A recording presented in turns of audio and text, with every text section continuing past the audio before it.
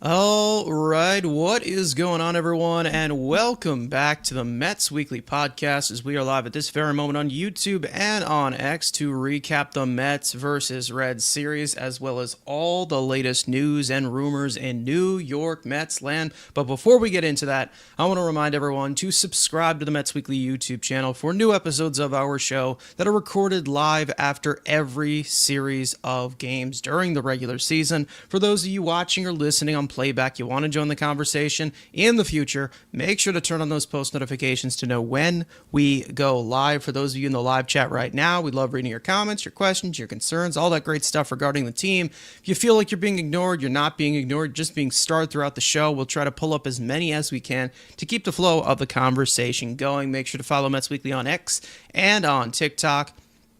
For our co-host Frank's instant post-game reactions after every single regular season game, which are titled the Mets Frankly Post-Game. For our audio listeners, make sure to follow us on all your favorite listening platforms to not miss the audio version of new episodes that go up at 9 a.m. the following day of recording. Also, make sure to give us a 5-star review. That would be greatly appreciated. So without further ado, let's get into episode number 153 of our show. And you may notice if you're watching right now live on video, I am joined by someone who is a very rare guest, very rare appearance these days, very hard to get a hold of, but he's here for today. So welcome back, Andrew. It's been a while.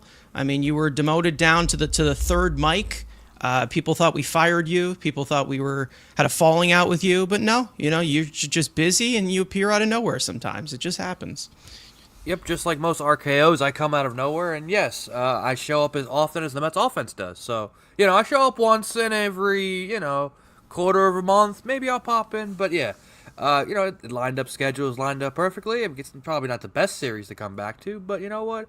I'm happy to be back. I'll be back again relatively soon because, it's my favorite time of the year. So I will, I stick my big-ass rhino head in as much as I possibly can. Obviously, we know we are in a very, very pivotal point of the season. We know that there is a big day that is approaching our mints. It's almost a week away now, and we are talking about 10 days away, actually. The trade deadline, which we will get into a lot later on in the show. Obviously, we know that there's plenty of discussions to be had. There's plenty of things that need to be addressed on this team, whether they are in a certain position or not. There is a few moves that could possibly put them over the top or could put them in a better position in order to contend for a World Series, which is pretty much the ultimate goal. And if it's not the ultimate goal, then all of us Mets fans have been completely had. Either way, we do have a Mets versus Reds series to full-on recap. Obviously, it was a little bit something that we had to sweat out a little bit. Was not great baseball that we were seeing out of the break. It looked like they were sleepwalking for half of that series, I would say. They were able to get that final game. We'll get into all of the specifics of that series, but I do want to start a little bit off before we start, obviously, with something that went on, of course, during this series, which has nothing to do with what went on the field, but more into the rafters, and that obviously being the retirement of number 5 for David Wright into the rafters of Citi Field. And obviously, we've seen many retired numbers recently for the Mets of kind of doing, making the wrong right as for the previous ownership for things that have gone on recently where they haven't treated their players the best way. And we've seen Steve Cohen kind of establish that. But a lot of that has been coming from a lot of past players that I'd say that I never grew up watching. I know of them. I know the history of them because, I'm the historian of the Mets and I like to study up on everything for a test that I will never take. But, I mean, Andrew, you and I, we're about the same age. I think you're a year older than me, right? Yeah. You're older than me? Yeah. I mean, you and me, we both grew up watching David Wright. I'm sure that he was one of the first players that, got you into Mets baseball. He was the face of the franchise for a while. for over a decade. Obviously, it came into that very upsetting ending, of course, how it all ended. But to see that full atmosphere on display, finally see him immortalized into at least Mets history, baseball history. We wish he was, but it fell short. But number 5 will live forever in the rafters at Citi Field, along with all the other Mets legends. And like it has been said, what makes it so special is that, this is the only guy in the rafters right now. And one of the very few players at the current moment that are retired that played their entire career with the New York Mets. And David Wright is one of them. The other guy, I believe, is Ed Kranepool, who is the forever Met, as I'm sure we all know, the infamous LaGreca rant that was on WFAN back when it had somewhat of a prime.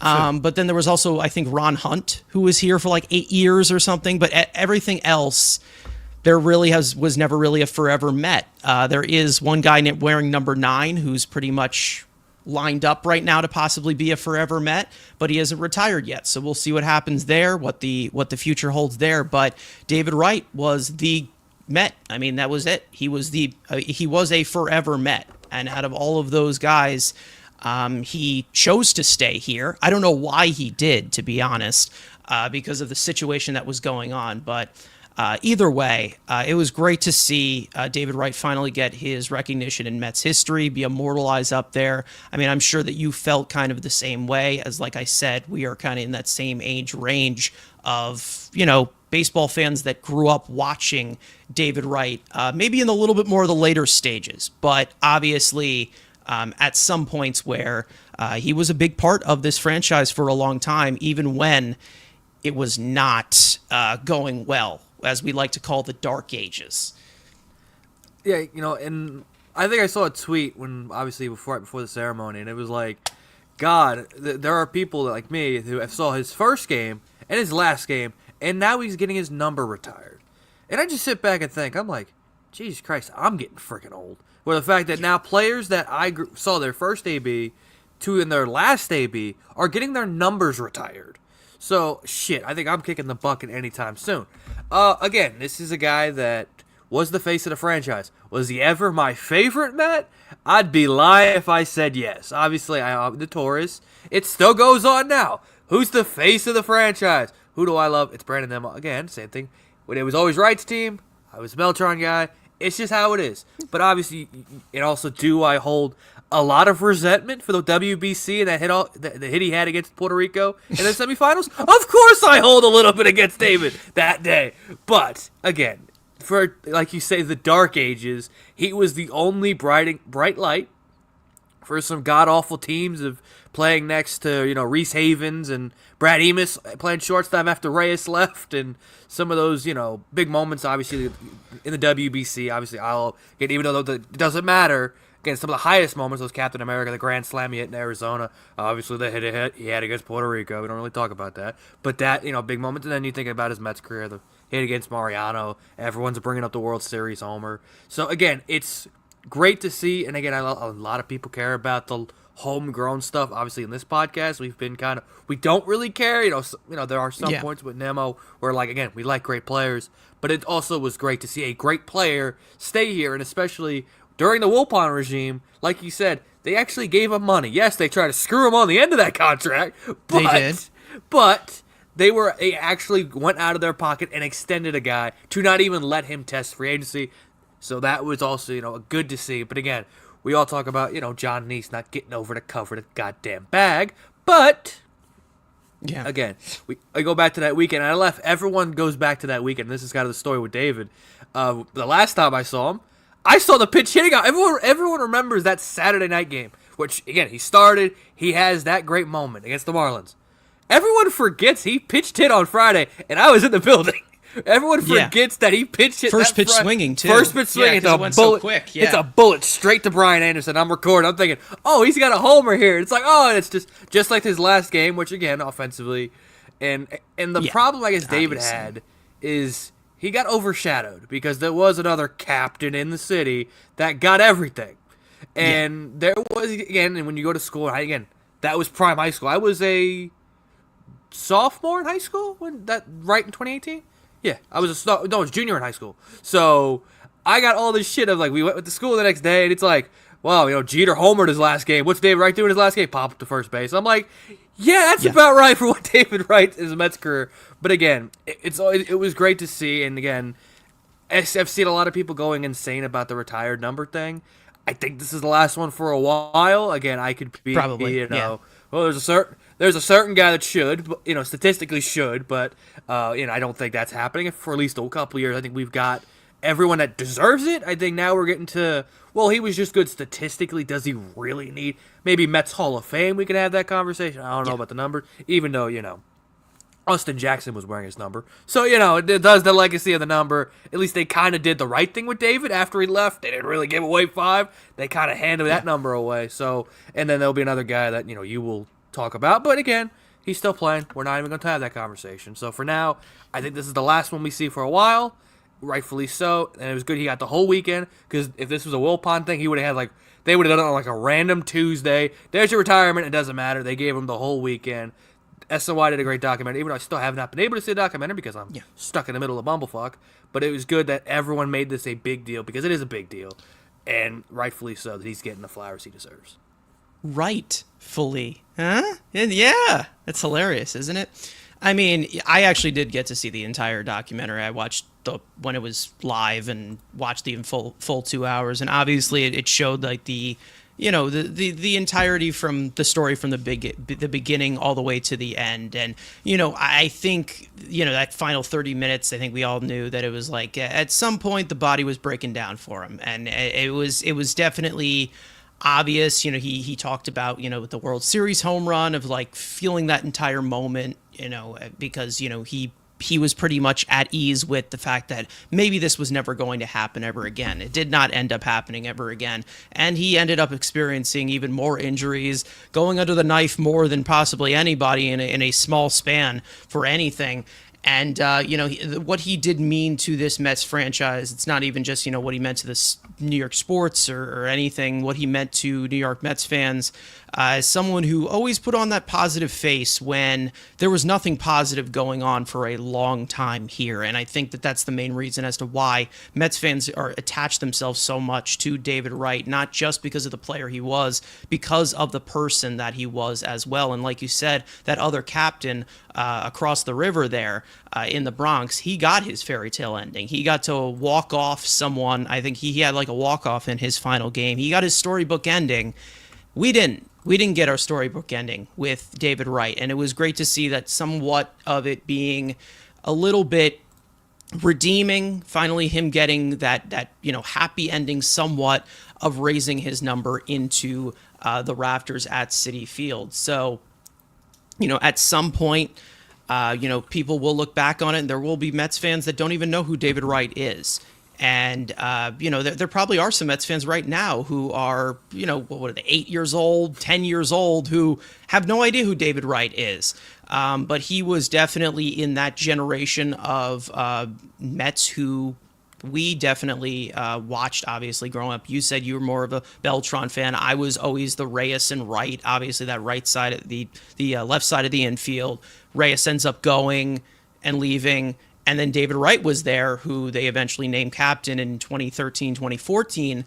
And, even though it was very, very short-lived, his captaincy, his official captaincy, he was definitely a leader in that clubhouse for a long time. And, that's the main reason as to why I think people just, attach themselves to David Wright of, he was the face of this team for a long time. Now, who will be next?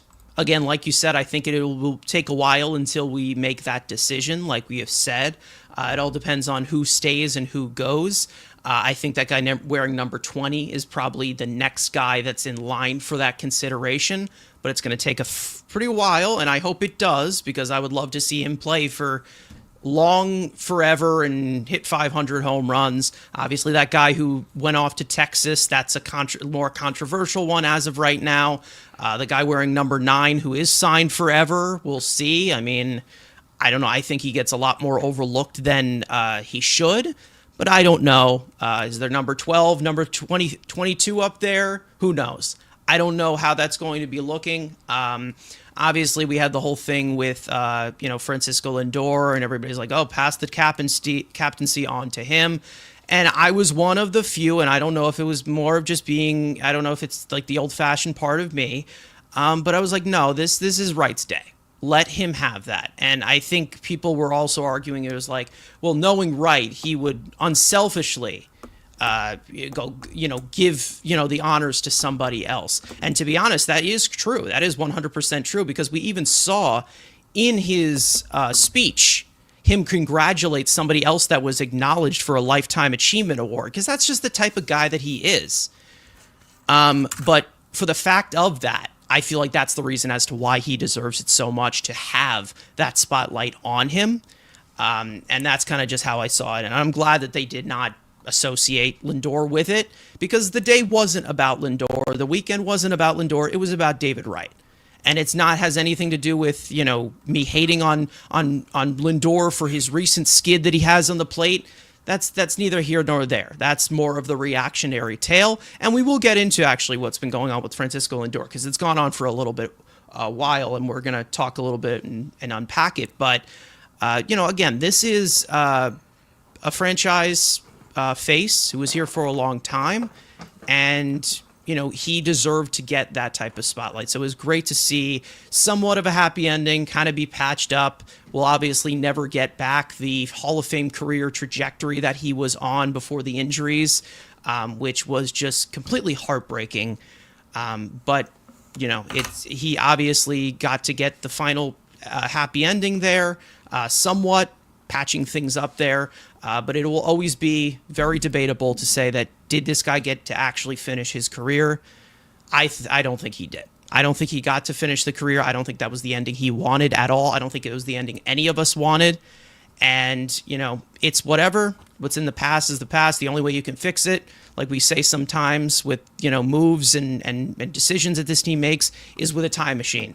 And we don't have a time machine right now. So we got to live in that moment and move on. So let's actually move on to what actually happened on the field with Mets versus Reds. Unless there's anything else that you want to add in detail with this whole situation. No, you're going to say silent, shake your head awkwardly at me until I direct something. It's great to have you back, buddy. Anyways, let's actually get into what happened on the field. And this was quite an interesting return from the All-Star break, as it kind of looked like they were sleeping a little bit throughout it. But let's get into this Mets versus Reds series at Citi Field over these past few days. Now, Game 1, Sean Manaea would make his first start and second appearance of the season on a pitch limit, but turn out a solid outing. 4 innings pitched, 1 hit, 1 earned run, 2 walks, 6 strikeouts on 69 pitches. The only run came in the 4th inning on a solo home run to Austin Hayes. But the Mets offense would jump in front in the 1st inning on Juan Soto's 24th home run of the season, a 115-mile-an-hour rocket to right center. The bats would then out on in the 2nd inning after a leadoff walk to Brandon Nimmo, followed by his 11th stolen base of the year. Jeff McNeil would drive him in on an RBI single to make it 2-0 Mets. However, with Manaea's night being cut short, the Mets would bring in Alex Carrillo to pitch the 5th, and he would completely melt down across 1 1/3 innings pitched, surrendering 3 separate home runs to Matt McLain, Austin Hayes, and Tyler Stevenson on 5 earned runs to make it 6-2 Cincinnati in the 6th. Brandon Waddell would eat the rest of the game in long relief, tossing 3 2/3 innings, 4 hits, 2 earned runs, 3 walks, 2 strikeouts on 76 pitches. The Mets would fight back a bit in the 9th after being silent offensively since the 2nd inning, with 2 out and nobody on. Down 8-2, Brandon Nimmo would lead off with a double. Ronnie Mauricio would drive him in on a fielding error in right field to cut the Reds' lead to 8-3. Jeff McNeil would walk, forcing Cincy to go to their best arm this year, Emilio Pagan, but Brett Beatty would reach on an infield single to load the bases. Luis Torrens would cut the lead to 8-4 on an RBI single, keeping the bases loaded and getting the tying run to the plate for Francisco Lindor, who would unfortunately fly out to second base, ending the Mets' potential two-out miracle comeback that could have been in the ninth, dropping Game 1 of the series 8-4. Game 2, Clay Holmes would get the start, working around base runners all game with the defense not doing him much favors, and he would keep his pitch count low enough to enter the sixth, but get knocked out after back-to-back hits, making it first to third with one out. Reed Garrett would come on and allow Holmes' base runner to score at third base due to a wild throw to second base by Ronnie Mauricio to only get one out on a double play ball. Garrett would then surrender another run on an RBI double by Jake Fraley, closing the book on Holmes. 5 1/3 innings pitched, 6 hits, 4 earned runs, 1 unearned run, 2 walks, 3 strikeouts on 92 pitches. Just like Game 1, the Mets would get on the board early after a leadoff single by Brandon Nimmo and a 2-out single by Pete Alonso. Mark Vientos would rip an RBI single. Brett Beatty would add on in the second with a leadoff solo home run, his 10th of the year, to put the Mets up 2-0. In the seventh, Brooks Raley would make his 2025 debut, returning from Tommy John surgery, and he would pick up right where he left off with a 1-2-3 inning with 2 strikeouts and 11 pitches. Ryan Stanek would toss a scoreless eighth with a strikeout. Chris Davinsky would do the exact same in the ninth, but the Mets offense would stall for the rest of the game, getting plenty of chances but not cashing in, getting runners in scoring position in the fifth, loading the bases in the sixth, and getting the tying run to the plate in the ninth, followed by Lindor, Soto, Alonso, all failing to come through as the Mets go 1 for 10 with runners in scoring position to drop Game 2 of the series and back-to-back games to Cincinnati 5-2. Game 3, David Peterson would make the start for the series finale, and after struggling to find the strike zone for the first few innings, he'd settle in from there, with the only run surrendered being unearned due to a throwing error by Luis Angel Acuna to start the game. David Peterson would end his day at 6 innings pitched, 4 hits, no earned runs, 1 unearned run, 1 walk, 4 strikeouts on 93 pitches, down 1-0 in the third after a leadoff infield single by Tyrone Taylor and a sac bunt by Luis Angel Acuna to move him to second. Brandon Nimmo would tie the game with an RBI single, and tied 1-1 in the fifth. Brett Beatty would lead off with a single and steal second base. Luis Angel Acuna would rope a RBI double to right to make it 2-1 Mets. Huskar Brazaban would come on for the seventh and toss a scoreless inning with a help of a caught ceiling from Luis Torrens. Reed Garrett would come on for the eighth and get the first 2 outs, but walk the third hitter, forcing the Mets to go to Edwin Diaz, who would struggle to get the final out, walking De La Cruz, as an infield single would follow to load the bases. Diaz would hit Spencer Steer to force in a run and tie the game at 2 for Diaz's second blown save of the year. But in the bottom of the inning, the Mets would get right back to work with a leadoff walk to Juan Soto, a 1-out double by Jeff McNeil to make it second and third, and Luis Torrens would drive in the go-ahead run on a ground ball to second base. Juan Soto would get under the tag after running on contact to make it 3-2 Mets. Ryan Stanek would pitch the ninth and work around a 1-out single to finish the game and salvage the series finale with Cincinnati 3-2. The Mets are now 56-44 on the season, sitting just a half game behind the Phillies for first place going into tonight in the NL East, with less than 10 days to go to the MLB trade deadline. Now, we will get into some of the deadline stuff. Obviously, there's plenty of things to address that went on in this series. I do want to start a little bit here with Game 1, because I do want to cue you in on this. I don't know what your thoughts are with this. I know that you've been in and out watching this team, Andrew, but it's really more of a concept of, why was Alex Carrillo coming into the game in the fifth inning? I don't understand why, when you had Brandon Waddell, who could have just kept you in the game. I mean, technically score-wise, I'm just saying, but it's like, why is he in a one-run game when you have the lead? I'm fine with, managing the innings for Manaea because he's just coming back from injury. But why is Alex Carrillo the first call? I have absolutely no idea. Yeah, and of course, this is the first decision he makes after the All-Star break with everyone with a week off of rest, and the first name he calls up is this kid. And then he gives up the homers. Okay, why is he going out for a second inning? That's the better question. Like, I don't get that. He gives up the lead, whatever. He gets out of the inning. Why the hell are you sending him back out there? Like, again, understand Manaea, he's not going deep, second start of the season so far. I understand that. Brooks Raley's right there. Like, if you wanted to bring in somebody just to eat an inning, you got Brooks right there. I mean, the fact that you had a week off, and I'm not saying you had to use Reed Garrett right away, but also, and this maybe will connect to what Stearns is talking as we speak, and has already said it, but we'll connect about it later. If this bullpen, and obviously it's been a shit ton of injuries, I understand that. If this bullpen had depth, maybe you're going to Tidwell, maybe I've thought of this idea, and people have brought it up, especially with guys like Manaea, not Manaea, well, as of now Manaea, but when you think getting him ready, he's hopefully going to stretch it out. But Holmes and Montas, how do you not piggyback both of them? And it's not like, I don't know how much more McLean needs to show down in AAA. He continues to shove.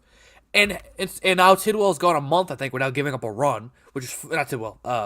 Sproat has gotten back to looking like Brandon Sproat we saw last year. So how about this? You go your 5 and fly with Montas and Holmes, and then you could go to McLean and Sproat, piggyback both of them, give you 3 innings. You're saving the bullpen. You're easing in the kids of not saying, hey, you have to go 5 innings right away. You're going 3 innings spurts once a week, so you're each scheduled. You're saving your bullpen. You don't have to burn out your best relievers, because now two out of your 5 times through the rotation, you got hypothetically 8 innings already covered.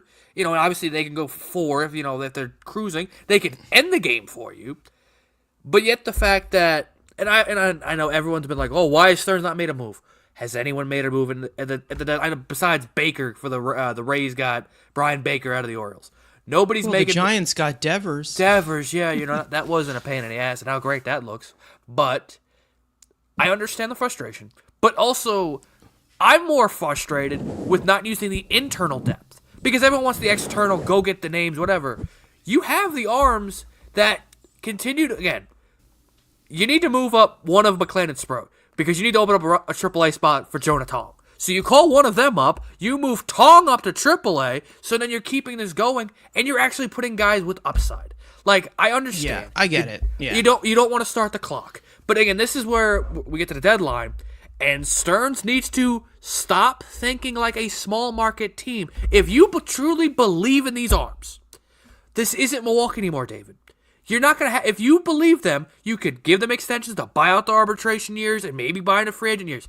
You don't have to save everything. You want to manipulate Alvarez? Fine. I don't really care. You get an extra year of a catcher? Fine.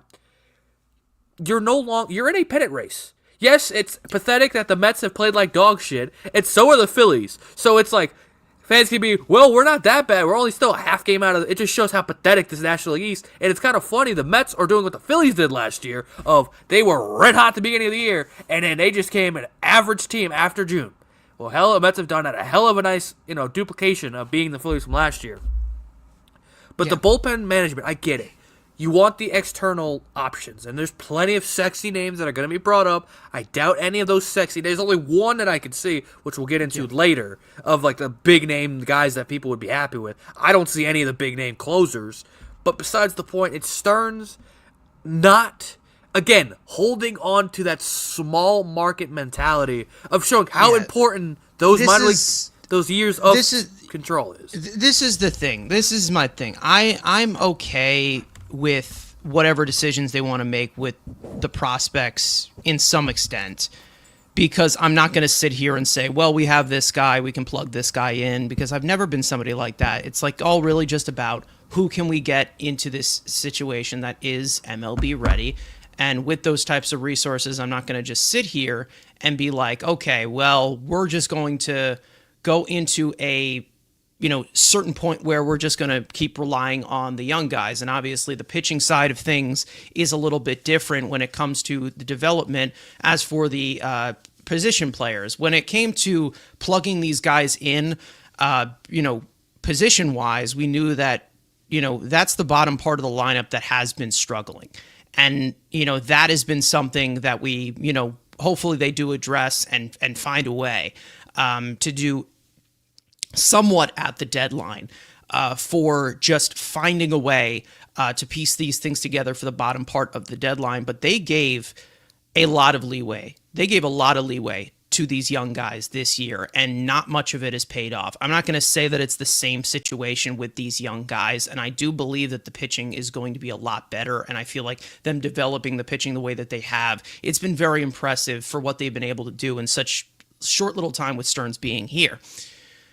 With Noel McLean, it's been very, very clear with David Stearns. He has said, I'm not going to bring them up for a spot start. I want them up here and up here permanently, which is a really good thing. That is something that he's established before when he was here in Milwaukee, saying, with Corbin Burns coming up here and Woodruff coming up here and guys like that who he brought in for the bullpen, which I'm okay if they want to do that, which is one report that we saw early on, with them putting things out of, Will Salmon talking about, them willing to be like a long relief option with these young guys, easing them in that way.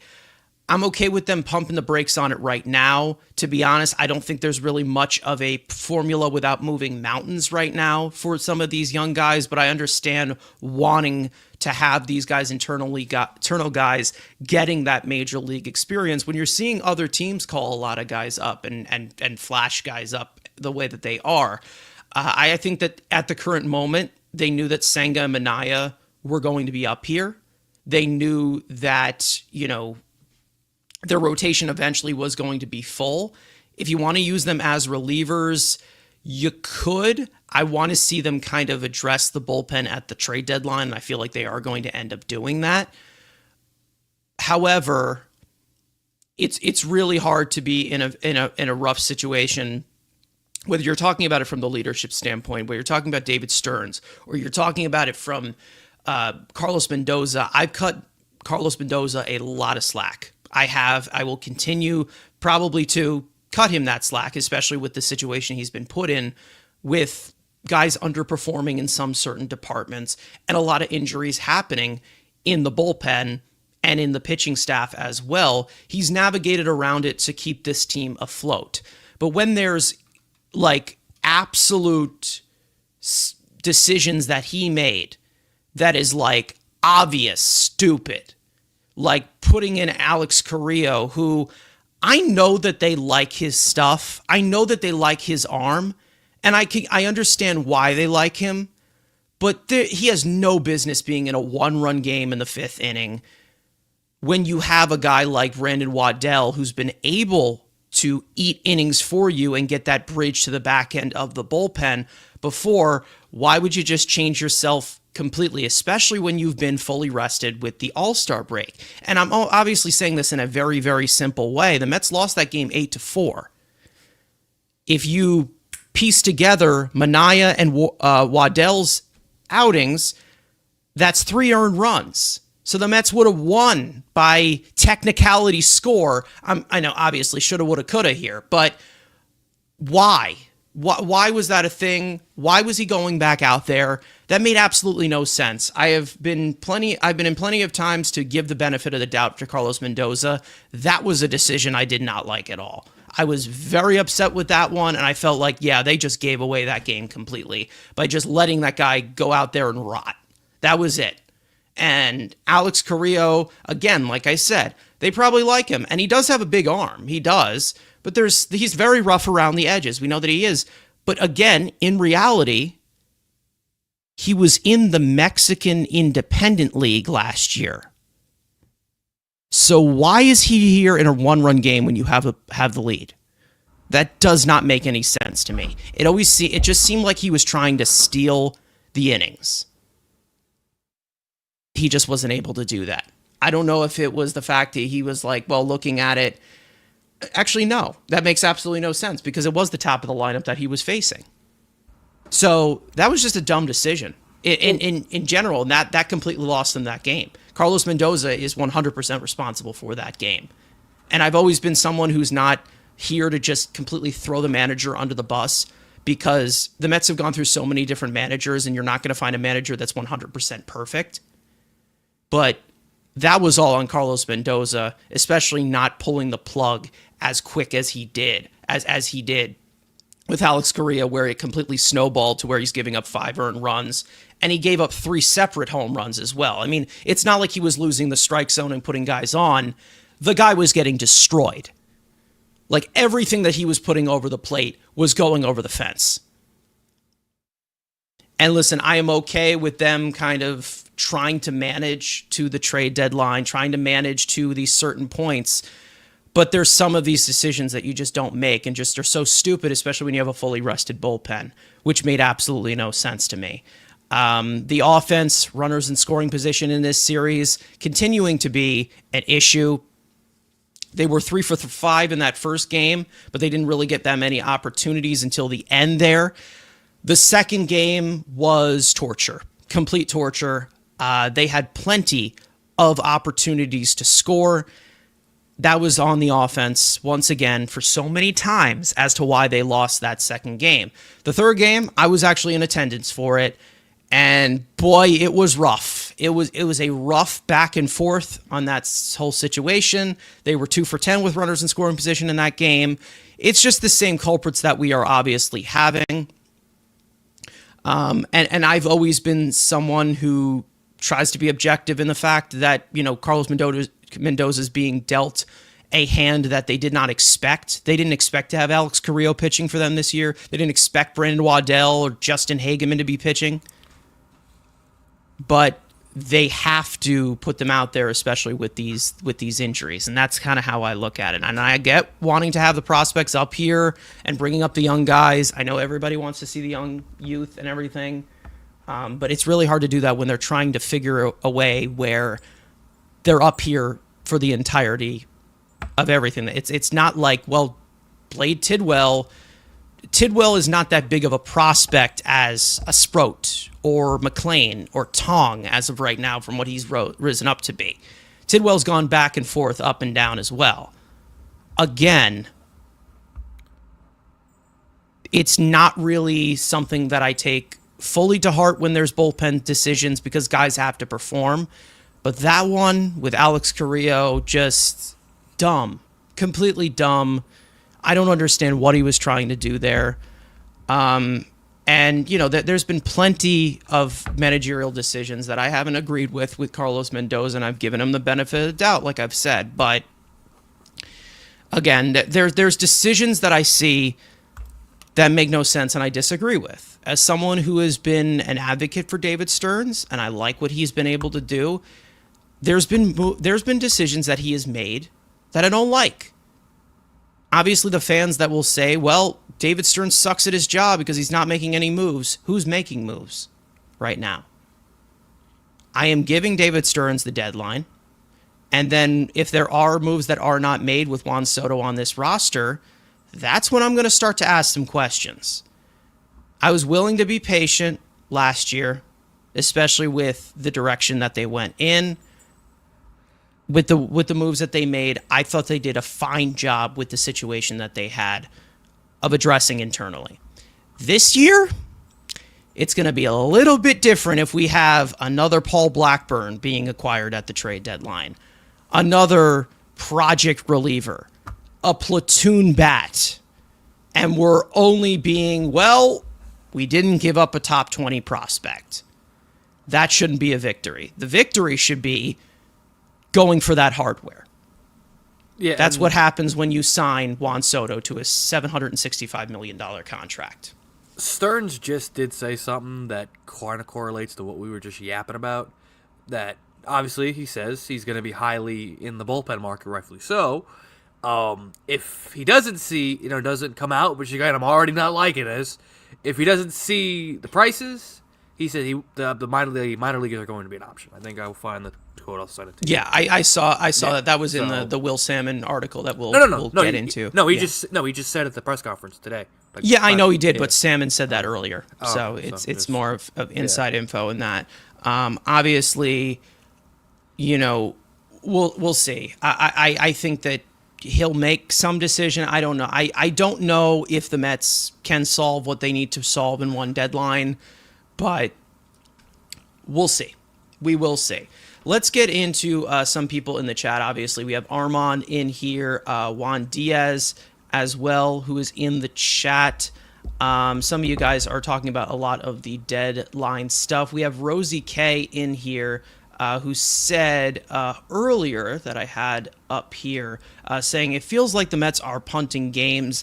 Didn't think they could do that this late in the season and be a serious contender for the division. Now, I mean, obviously, we've talked about in regards to the division, all you got to do is get in, obviously. Yep. But this team should be good enough to win that division and hold that title again.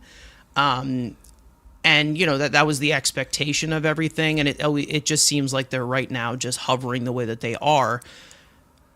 I'm trying so hard to not say it's just a direct punt, because I don't think punting games really exists. But I think that there's a thought process that comes to, I have no idea what we're trying to connect here, and what are we trying to accomplish here. I think it's fair to think that they're punting games. I think it is. I think it is fair to think that. I think that there's more of just a big picture of what it is going forward, of what they're looking at. And like we said, filling in some bullpen roles or something like that with some of the internal guys to ease them in.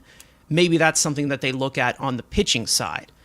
On the hitting side, we'll see.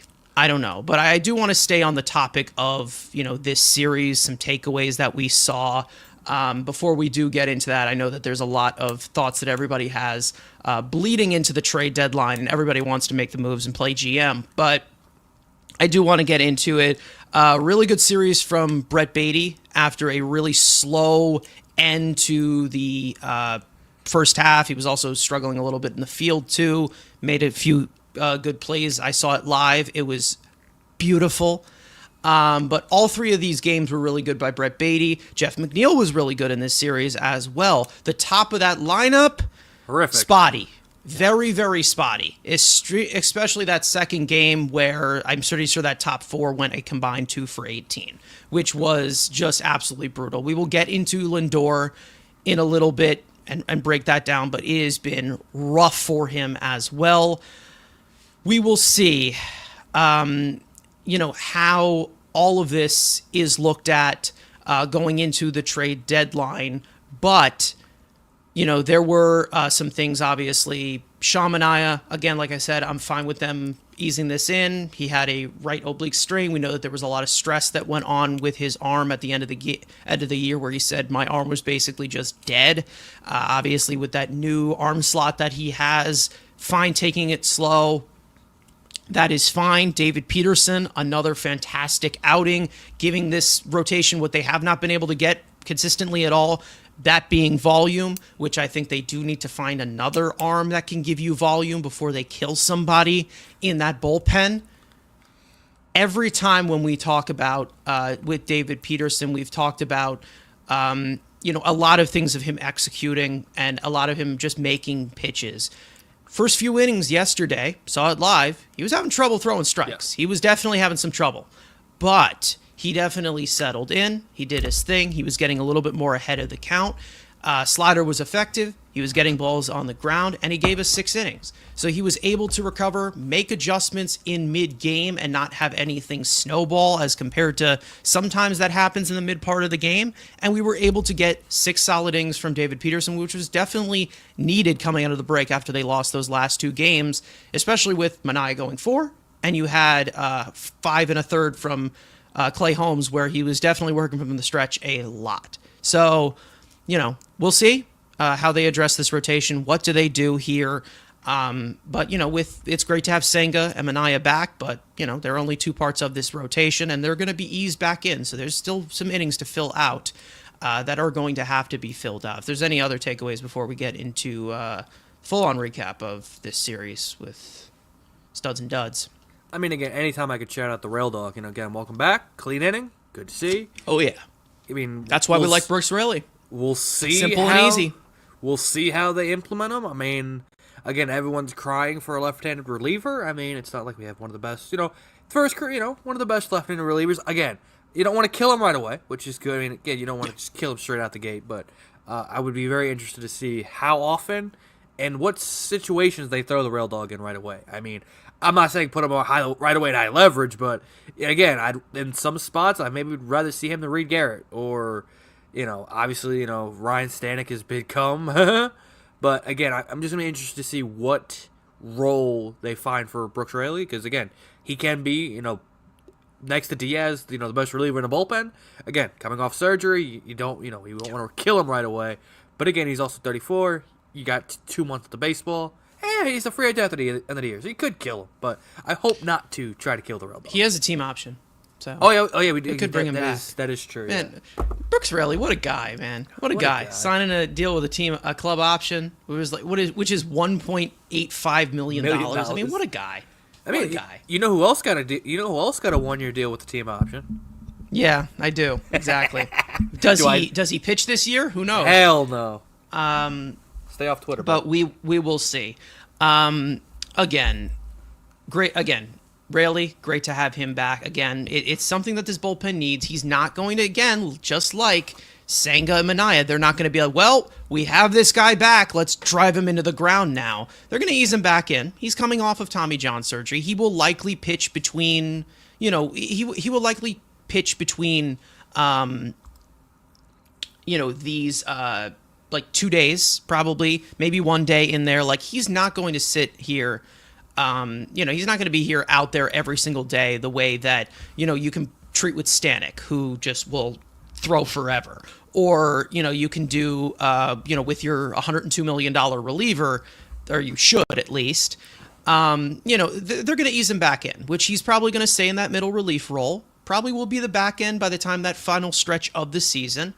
But, he's a great add. He's like a trade deadline acquisition. Shut the fuck Great up. to have him back. Great to have him back. I would much rather have him than a guy like Jose Castillo, who was our regular left-handed reliever for a good amount of games this season. Either way, I do want to get into the best way we know how to recap this series before we get into all of the other technical stuff. That being studs and duds. One player that was good in this series that we want to give some flowers to. One player that was not good and we would like to, hold accountable. So there's definitely plenty of options coming out of the break. Andrew, let's see if you still know how to do this. Stud of this series. You have your trolling face on, so everyone brace for impact. I mean, it is kind of funny that I've been on here, twice, it seems like this season, and I've come after a series where this man has has had a great series, and I gotta keep it going. I mean, he homers, he steals bases all of a sudden now, he's playing good defense. I mean, Brett Beatty, come on. Again, is he a great everyday player? No. But is he a valuable major leaguer you could put on your roster? You damn right he is. So, again, we'll see how he goes. He's playing second, playing third. He's Kelly Johnson. That's all I want him to be, is just be my version of Kelly Johnson, and I'm happy. So just do that. Play good defense. Make Carson go, in person. It's good days. Golf clap. He's doing the bare minimum as a first-round pick. Hey. Clappity, clappity. Gavin Cicchini didn't do the bare minimum. Clappity, clappity. Doing the bare minimum. Anyways, again, and I said it on Twitter. The guy has more TikTok edits than actual extra base hits. So I'm not gonna sit here and give the full flowers here, because I don't know. Maybe he might be gone by the deadline. Who knows? Could he be a piece that gets pushed out of here? But how about David Peterson too? Like we just said, 6 innings pitched, which again could have been a little bit better in the beginning because he had a rough first 2 innings, actually. But again, putting the team on his back when they needed a win, he did it. And then again, the pitcher that he became, there's a reason why He was an all-star this year. There was a reason. Dud category. Andrew, right back to you. Yeah, again, there's a lot of guys you could say this, and I mean, I know he did have an RBI hit in Game 1, but we got to talk about that defense at first base. Mark Vientos. Yeah. I mean, God, I get you're not fast. Yeah. Are you court? Like, I'm not trying to be mean, because it's a new year, new me. I ain't trying to be mean. Do you have any coordination? Let me come to his defense here. Okay. It was Acuna. Acuna was really bad throws. I mean, yes. But some of the footwork or like tag play, I mean, again, Acuna with noodled ass arm was horrific. But I mean, some of these things where it's like, and yes, he had the RBI, he had the one RBI hit, but again, offensively, which that's what he is providing the value for, because it sure as hell ain't the other traits. Ain't not much. Like, he hasn't goddamn, when's the last time he homered? When the last time I was here? Like, that's, I get he was hurt. I saw a tweet. That. It was like May something. Yeah. End of May. I get he was hurt, so it kills a lot of that time. I understand. But for him, his value is only in the batter's box, because he's not providing on the base pass. He's not providing in the field. So for a DH to not provide the offense, and again, he gets a gifted opportunity. Both DHs are crippled. So there is no he's not playing. Like, he gets his playing time to legit see that last year form. It's all, again, I'm not going to say it, but is he just Mike Jacobs? Oh, I don't know. I'm not saying it. But, again, I still have some faith. I don't think he's getting traded. So, again, he has to be DH, even though I think Marte's back this week. I think so something about it. But, again, we need to see some offensive value again. Where's Swaggy V? Where's the guy shipping Beatty to Korea? Where's that guy go? Now Brett Beatty's got more homers than you. That's pathetic. I hate that nickname so much. Okay, this is probably my most unpopular opinion ever. I have plenty of them, but this is probably my most unpopular opinion. That nickname, Swaggy V, sucks. It's horrific. Yeah, it's horrific. It's terrible. It is so bad. I don't know if anybody else agrees with me. It didn't work with Nick Young for Swaggy P. What? It doesn't work. It doesn't work with him. It's just awful. I'm sorry. I hate it. It sounds awful. It's not good. It's not a good nickname. Obviously, the flying squirrel is stupider, but that's just more of a deep hatred. But who knows? No, CP. It's not good. It just isn't good. Like I hate how it sounds. Swaggy V. It sounds stupid. I mean, it sounds so dumb. We do got some dumb nicknames on this team. Like El Troll is stupid. The Flying Squirrel. I mean, like, this is the type of shit. BB22 or whatever the hell they call. Brett. Dumb shit. I mean, a polar bear. Okay. I have a few nicknames for Brett, but I don't think I can say them. I don't think you can say that on here. I think you got to say that for offline. Another one. Alex Carrillo, obviously. Well, yeah. We can obviously put him there. I can pretty much say the top of the lineup was pretty disappointing, aside from Nimmo, because Nimmo actually was okay. Captain Grapefruit. That's a good one. That's a good one. Again, it's one of those situations where I think he was tossed into the fire. It's not really his fault. I think that Mendoza deserves the dud in that game for that decision to put Carrillo in. We also had a really rough outing from Edwin Diaz yesterday, which was his second blown save of the year, and he just didn't have it. He didn't have it whatsoever. But they had that the mound meeting after the damage was done and the game was tied. Of course, they have to do it the then. Jeremy Hefner special, yep. The Jeremy Hefner special or any other catcher besides Alvarez going out to the mound and actually, for that first walk that he gave up to De La Cruz, that's when that should have happened. But for some reason, this team thinks that they get a penalty for mound visits. So I don't know. It's whatever.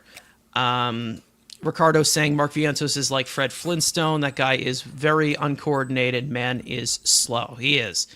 His bat, his bat is the only thing providing value. And if he's not hitting, he ain't going to give you anything. Like, in an objective sense, he's the least valuable player on the team if he's not hitting. Yep. Like, from all tools, all aspects, all value. It's true. It is true.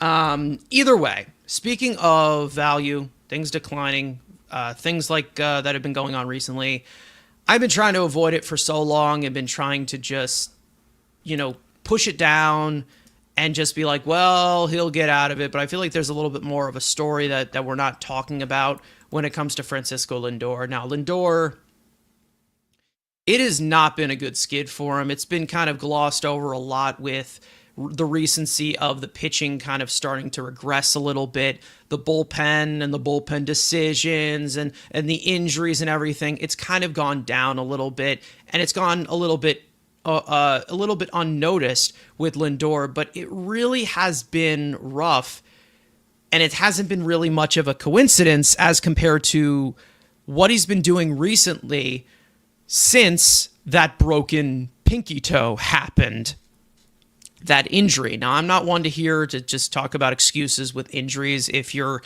okay to play through it, I don't want to hear it. If you're able to go out there on the field and you choose to play through it, that's fine. However, I do think that there comes to say what has been going on with Francisco Lindor of the recent prolonged slump he has had compared to what he did to start off the year, because he actually started off the year fine, and we can go into this year, the first 283 plate appearances, which was before that pinky toe injury. He was looking really good. 137 weighted runs created plus he was slashing 279, 353, 490 at 14 home runs, 36 RBIs, a win probability added of plus +0.8, which is incredible for that type of sample. It's insane, but what he's able to do on the field from all tools, it makes sense. But ever since then, it's been 157 plate appearances. I think it's been a little bit more because this is before yesterday's game that it's been a little bit skewered. But he hasn't been good. I mean, he's batting 208. He has an 80 weighted runs created plus, which is 20% below league average in offensive production, and also WPA of play-by-play negative .11, which is something that you usually do not see from Francisco Lindor because he always seems to be contributing. It has not been good for him. It really hasn't. If you look at the comparison for the batted ball data, it looks pretty much almost the same as persists to the balls that he have been putting in play. But June 4th, that was when he got hit on the pinky toe by a 89-mile-an-hour slider from Tony Gonsolin against the Dodgers. And ever since then, it really has not been the same. And we've seen Lindor go through slumps before. We've had those stretches before. He's been inconsistent before.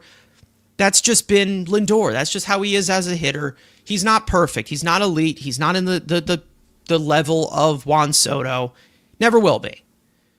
However, it's definitely gone very, very noticed, especially this year, from how big of a difference it's been since that pinky toe injury. However, pinky toe, it is a injury that you're like, okay, how long is this affecting him? How much is it affecting him? It's been, well, what did I say? June 4th. So it's been about 2 months. It's been about 6-7 weeks since that has happened. 7 weeks, 8 weeks, something like that. How are you mathing this? It's okay. Oh yeah, it's the end of July, and it was the beginning of June. I'm stupid. So that would be about like 6 weeks. It's been a while since that had happened.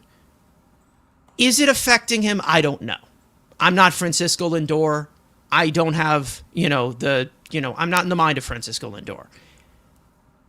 I think that it comes to the median of, is he trying to just play hero and tough this thing out? Or is this just a slump where he's just not there? Because I don't think it is much of a coincidence if it's like, well, the pinky toe, I'm not going to sit here and excuse his play for how bad it has been because of that injury. But what I'm going to say is what's happening here as to, is he Is this affecting him? Is this actually a slump? Because, I mean, he's not hitting the ball as hard as he was beforehand, but we still see the same amount of batted ball data, the same type of profile that we've always seen from Francisco Lindor. Both sides of the plate, he struggled from the right side of the plate. Maybe that's a little bit more of the back foot from the right side of the plate because of the pinky toe, for the balance. Definitely has not been good this past stretch. I don't know what your take is on this, obviously. I'm trying so hard to give the benefit of the doubt here of just like maybe this is just a slump. But I do think it's a little bit more of it. It's like, okay, are you playing hero here? Are you not comfortable? Because if you're not, maybe there was a time where he should have just went onto the injured list and just got better. But I don't know, because it's a pinky toe. Like, you're like, okay, does this affect you as much? Like, I'm not a doctor. I ain't a doctor. Nowhere close to a doctor. Yeah, I know. It's such a shock. If you're a doctor, I have absolutely no idea what has been going on with Francisco Lindor, and as we are seeing this right now, it is happening at the worst time possible. So I don't know what your takeaways are on this, but it has been brutal from Francisco Lindor for the last month or two. It's not been a good stretch from him, and we need him to step up, or they need to make some kind of decision here, because it's just not been good at all. And it's definitely been hurting this team offensively with how much of an impact he makes and how much we've talked about it. Well, wherever this team goes, Francisco Lindor goes, or wherever Francisco Lindor goes, this team goes. I don't know. I'm very at a loss right now. Very at a loss. Yeah, and I think when this happened, this was the stretch right before the 6 games against the Rockies, the 3 games against the White Sox. Like, if there was ever a time for him to go on the IL and just to get off his feet for 2 weeks, that would have been the perfect time for him to get hurt.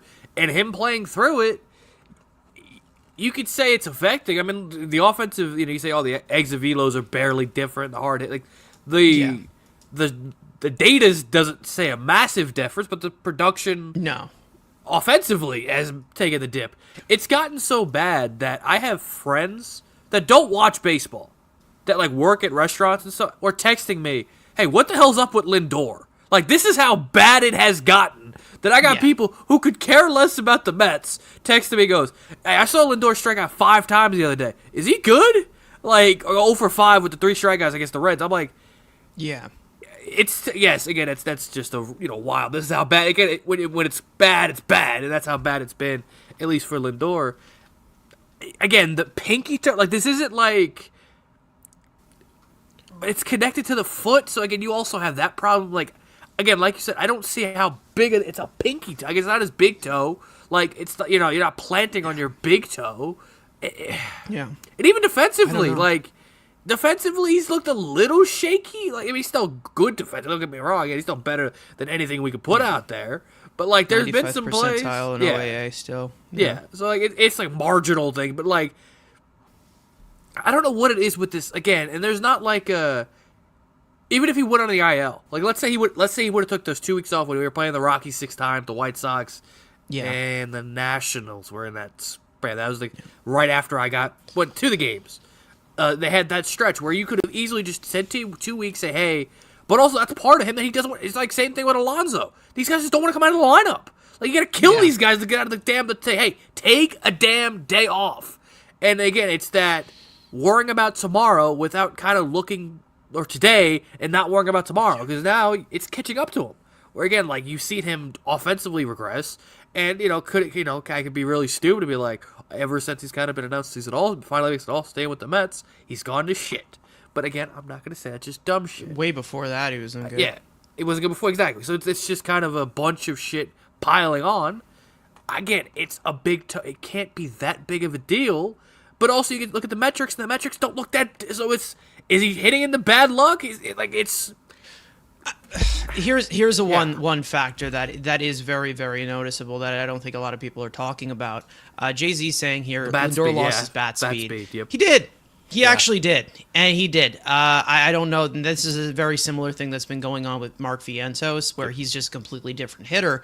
Last year, he was in 58th percentile in bat speed. This year, he's in 27th percentile. So there's definitely a noticeable jump from what we were seeing in his bat speed, and we've talked about it before with Mark Vientos, like I said, but like, I don't know what has been going on. I don't know what the situation is with Francisco Lindor. I hope he snaps out of it quickly, but it's been a while since we have seen him producing the way that we know that he can produce, and it sucks that a pinky toe maybe seemed to be the something that is derailing. Game 4 saying if you bang your pinky toe, it is the one that hurts the most. It probably is, because it is probably the weakest of all of the toes that you have. So the weakest is obviously going to hurt the most if it goes under some kind of intensity. It's just, to be honest, one thing I will say about these ABs that he's taking, they still are competitive. Like, we're still seeing him work the count. We're still seeing him walk a decent amount. We're not seeing him run that much at the full, intensity that we know that he can. We're not seeing him steal that many of bases, and it just has not really been fantastic for him. I don't know. I feel like, is it possible that they overlooked the intensity of this injury and said, okay, well, he's fine. He has this high pain tolerance. He'll be fine, and he can just play through it? I don't know, because, again, there is a noticeable difference in the contribution that we have been seeing, and the team has been losing since that has been happening, too. It has been. And they have been very dependent on Lindor. We've talked about them being dependent on Alonso, but they showed the split on the broadcast yesterday. He has over 1,000 OPS when the Mets win, Lindor. The Mets, when they lose, Lindor has like a sub 500 OPS. Jesus. That's a big gap. That's a massive gap. That's a bigger gap than what it was with Pete Alonso for all of those years when he was carrying this offense for the insane, load he was taking for a long time. So, again, we know how important he is to this team, and I feel like they should have realized how important he was to this team, and it was probably the perfect time for him to go on the injured list. Now I don't think they have that option anymore, which is kind of unfortunate. And maybe we are talking about a great series that he has against the Angels today. Who knows? Because we have still been seeing Lindor at least still look competitive up there. We've had stretches where he hasn't, and where he's just swinging out of his shoes, chasing, going down on one knee, has absolutely no pitch recognition whatsoever. But I think that we're starting to see some things take a little bit of a toll on him right now. And if that ends up being the right pinky toe, if we get news at the end of the year that he has surgery on the right pinky toe, who knows? It may sound not as severe, but we're not Francisco Lindor. We wouldn't know. Who knows? I don't know. And we've also had another key guy experience a little bit of a ding up yesterday, and I do want to get into some of those situations. Obviously, with the injury report, we have 3 position players on here. We also have 3 pitchers on here. So let's start with the pitching side of the injuries. Obviously, Frank's not here, so I got to fill in for him. But we'll start off here. Mets reliever Max Kranick will undergo elbow surgery this week after receiving multiple opinions from doctors. Anthony DiComo further reported that Kranick could avoid Tommy John surgery and undergo flexor tendon surgery instead, which would include a bit shorter of a recovery time. Regarding of the procedure, the 27-year-old right-hander will be undergoing his second elbow surgery in the span of 37 months. Mets reliever Jose Butto pitched for the second time in 3 days for AAA Syracuse.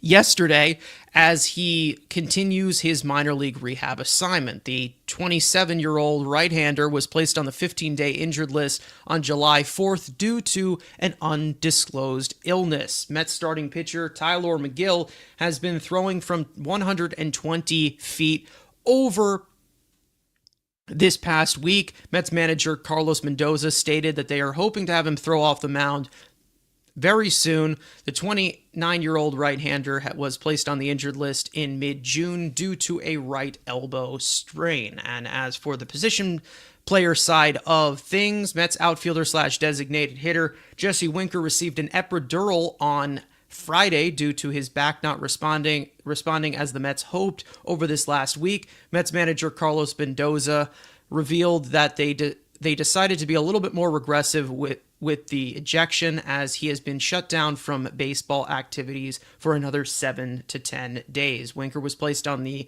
injured list last week after just returning from a right oblique strain 2 days beforehand. Mets outfielder Starling Marte has been progressing well and could return within the next week. Mets manager Carlos Mendoza stated it all depends on how he responds to running the bases at high intensity, sprinting, and hitting the velo machine. Marte was placed on the injured list earlier this month due to a right knee bruise. Mets first baseman Pete Alonso was not in the starting lineup on Sunday afternoon versus the Reds due to a right-hand contusion in the base of the thumb area. Mets manager Carlos Mendoza revealed that Alonso first felt discomfort during his first few ABs on Saturday afternoon. The 30-year-old slugger is considered day-to-day and was subbed into Sunday's game as a defensive replacement in the 7th inning. So definitely a lot of updates as well. I know that Paul Blackburn started off a rehab assignment as well. Not really many details there. Obviously, he's been dealing with so many injuries since he's been with the Mets. I don't even know if he comes back this season. Who knows? We also did get a little bit more of an update on Marte. He should rejoin the Mets this week, as Carlos Mendoza said. He still needs a couple of more days, most likely won't require a rehab assignment. So it seemed like the same time frame of 15 days that he was required for, and we'll see what happens. So I know some people in the chat talking about Megill. That makes me feel so much better that Megill is getting ready. That's great, but it's whatever. I don't know what the deal was with him and what caused the injury that he had earlier, but it's whatever. We'll see how they look at it. Anyways, we will see, how they go going forward. Winker, I don't know. I'm not feeling confident that he comes back this year at this point. It seemed like it's a completely different injury that is in comparison to his oblique strain. But from what we are seeing of how slow this is going, of how he's being shut down, I don't know. Maybe he has played his last game as a Met. Probably has. Who knows? And Armand is saying in the chat here that Blackburn start a rehab assignment tomorrow with AAA Syracuse. So that is something to really look forward to if you really enjoy watching Blackburn pitch. I don't know why anybody would, but anyways, can't wait Pete for Alonso. that 9-run notification. Oh, he was a third of an inning, 9 runs, 4 homers allowed. I don't know. I guess that's only designated for Frankie Montas, and then he comes in here and was a little bit sharper.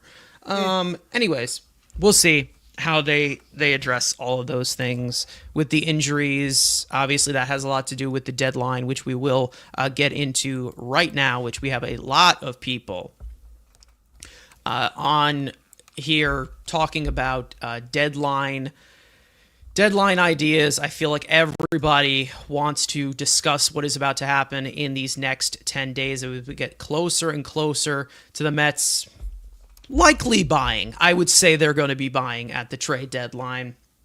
We'll see how hard. Who knows?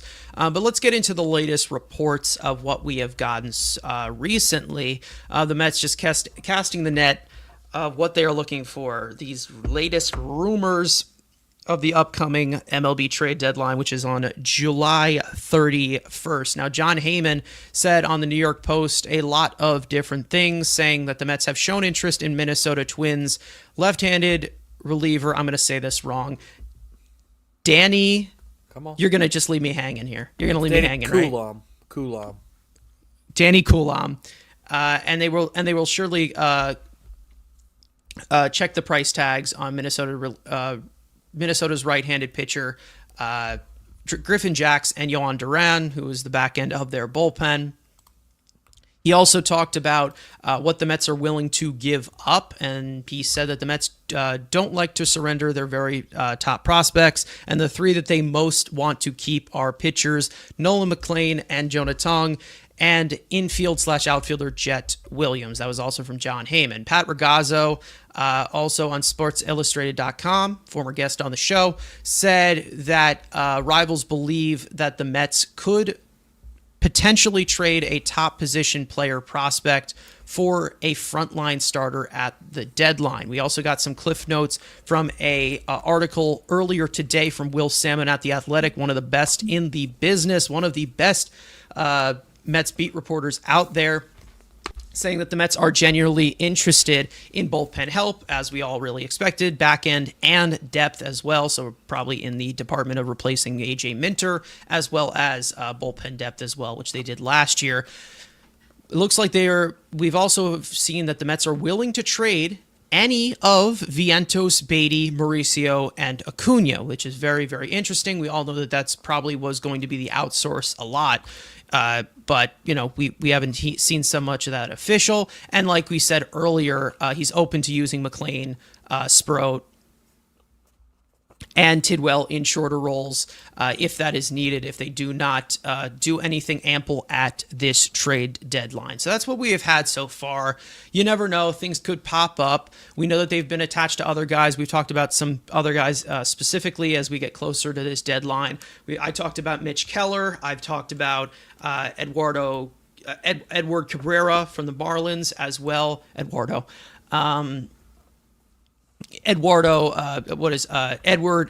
Escobar. We've talked about plenty of other guys. We haven't really gotten to the specifics of what we would look at, so I think that this is the best time to have these trade deadline discussions here of what we think. We'll answer some stuff in the chat as well. Let me just say this, and I've been hinting about this for these last few episodes. If we have a similar trade deadline to last year, that is when I'm going to start asking some questions about David Stearns. If we don't, with Juan Soto on this roster, then we should be okay. I understand them wanting to keep some of the young guys, but going into the top 20, I feel like, should not be something that they are holding on to. I want to see them be a lot more aggressive. I do. And the one thing that I will say, and it may be a very bleak point here, you don't sign Juan Soto to a record-setting contract, be in contention all year, in striking distance of one of the best teams in baseball, to just get a few depth relievers and be done with it. That's all I'm going to say here. I know that they have pivots here if they don't get what they are pursuing, but here is a list that I want to present to you, Andrew, and this is what I think that this team needs. Okay. I tweeted this out yesterday. I was not on Twitter yesterday, so it should be good. I tweeted this out yesterday, and I said the Mets need to find a Minter replacement. They need one or two bullpen depth arms. They need a right-handed power bat or a right-handed bat and a volume starting pitcher. That's what they need. 4 different things. And I said, can the Mets accomplish all of that in one trade deadline? I really don't know. I don't know if they can. Will they probably try and kick the tires on all of those different things? Probably. Is it going to be a dream deadline where I'm like, oh, well, get this guy, get the best of everything? Probably not. However, they need to be a lot more aggressive than last year. I was willing to be patient last year. I was willing to saying, well, You want to add to the depth, that's fine. Blackburn, some of these bullpen arms, that's fine. And a little bit of depth to the lineup with Jesse Winker, fine. They have to be a lot more aggressive this year, and we all know why. Like I said, you don't sign Juan Soto to that contract if you're just going to be, well, let's make these little marginal moves. They're going to have to be, they're going to have to be aggressive. They are going to have to, especially in the trajectory that they are going, where they've slowed down recently. So, Andrew, I know that you want them to be aggressive as well. It's been 1.5 years of David Stearns so far. I think they need to pounce. I do think that they need to pounce now. I think that they've seen enough internally in this organization to know who goes, who stays, who they're willing to give up, and who they're willing to keep. So I'll counter back to the question that you put out. Can the Mets fill holes that they need in one deadline? Well, let's go back to not to ancient history. Let's go back the last couple of years. The teams that were aggressive, that had holes, that had multiple holes, and they went to fill them. The Texas Rangers needed 2 starting pitchers, plus another bat, plus relievers. They trade for Aroldis Chapman, to trade for Max Scherzer, and they trade for Jordan Montgomery. Didn't have a great farm system. They gave up some prospects, and Thomas Ajacey, who's a quality, big league, slap hitting corner infielder up the middle. Luis Angel Acuna, lol. And, they got a World Series out of it. San Diego Padres, AJ Preller, my favorite GM. He needed bullpen arms. Did he shop in the dollar bin? No. He went out and got Tanner Scott, Jason Adams. Nothing. But he went to fill holes. You can do it. You can fill any holes. And technically, there's a world, and this terrifies me, if this is the world we're going to live in the Stearns role, where he can say he filled all those holes and bring back a Harrison Bader as a right-handed outfielder and go trade for what the hell's the rate? Garrett Clevenger, and then they go out and trade for Mike Soroka. And then by definition, he's hit all those holes. That is what scares me. Because again, it's been the notion I've had with Stearns. I understand and appreciate all the little finding the value. I understand that. But you have to adjust to the market you're in. You could do all the great stuff in Milwaukee and Tampa Bay and those kind of markets where you have $12 to spend and you build great teams. I appreciate that. I think that is an amazing skill. Here's the problem now when you're in this market. And it's not, and also you want to add more problem to, you need bullpen. You know who else needs bullpen? The team you're chasing, who has a GM that, we'll go to the names that you brought up. The Mets are going to check in on Griffin Jax and Yohan Duran. The Phillies are going to be on this conversation. And I know damn well that Dave Dombrowski, if he wants somebody, Andrew Painter's on the table. Aiden Miller's on the table. Justin Crawford's on the table. I damn well know David Stearns is going to be like, oh, you want Sprout, let's just say, or you want Tong, he's hanging that phone up. I know Dave Dombrowski ain't hanging that damn phone up because he wants a parade. He could give a shit about prospects. So that's the fear, because this is how David Stearns, and again, he has built a great legacy of winning 88 games and doing nothing on $12. You could take that legacy of being a very good team and always competing, but then I said it in past, said it last year. You can go out and get yourself a Big Mac, or you can go out and go get yourself a nice steak. You have the money to get one. He has always gone for the Big Mac. I need it, and again, I'm not saying I need, and again, even with the Duran, I do think there is a high leverage arm that can be an 8th inning guy who's not of those 3 guys on a team that I know he always makes trades with. I think that's the only guy I could see them of the big names. Because I fear he's going to go find another, again, the Prazapans, the Tyler Zubers, like maybe Colom, maybe. But like, I think the only guy that I could see Stearns trading for, because it's the team he always trades with, and that'd be Fairbanks. He's always making trades with Tampa Bay. He's made a shit ton of trades with Tampa Bay. So I think of all the big relievers, the Duran, the Jax, the Clase, the Cade Smith, I don't think any of those guys are. I think 2 of them are going to end up in Philadelphia, which again is going to be a problem because going to be the teams that we're fighting with, or the Dodgers. But I think of the big name relievers of potentially being available, I think Fairbanks is the most realistic because of the familiarity with Stearns with Tampa Bay. And again, he's a guy that you could slide right in the 8th inning, has a little bit of closing experience. I was thinking he's got 31 saves. How many saves is Fairbanks? Oh my God, that's a lot of saves. That's a lot of saves. But again, has some closer experience. But again, can perfectly fit as that's the guy in the 8th inning. And that's your bridge to Diaz. And then he'll bring another Stanek level. I mean, a guy I would have liked in that kind of Stanek level, just going to be out for 2 months. Like a Chris Martin would have been perfectly fine. I think a Hobie Milner, another guy like Hobie Milner, who's been in the Brewers bullpen, the Rangers, we'll see. They're at 500. A Hobie Milner that he's brought into past regimes was on my list. Obviously, the Baltimore guys, like Andrew, I think Salmon bring up, I think on Tony's stream or Tony's video with, he brought up Andrew Kitchers. Like, that's, again, the kind of the level of, like, okay, that's a depth guy. It's like, again, it's not going to be sexy. But, again, I think somebody said it in the chat, and I've said it. Whoever makes the most impactful moves at this deadline is going to win this division. And I damn well know Dave Dombrowski is going to be aggressive. Again, and is going to do something stupid. I'm not someone who's just like, oh yeah, we need to win the division. This is all we need. Because again, there's bigger fish to fry here. Yeah. But again, it's more of just the fact that this is a 2-man race right now. Like at this current moment, it's a 2-man race, and you are a half game between these teams. And we've seen the Mets match up well with the Phillies. So continue to match up well with the Phillies the way they did. I want to see them, again, in those 4 departments, I want to see them make a significant move in one of them.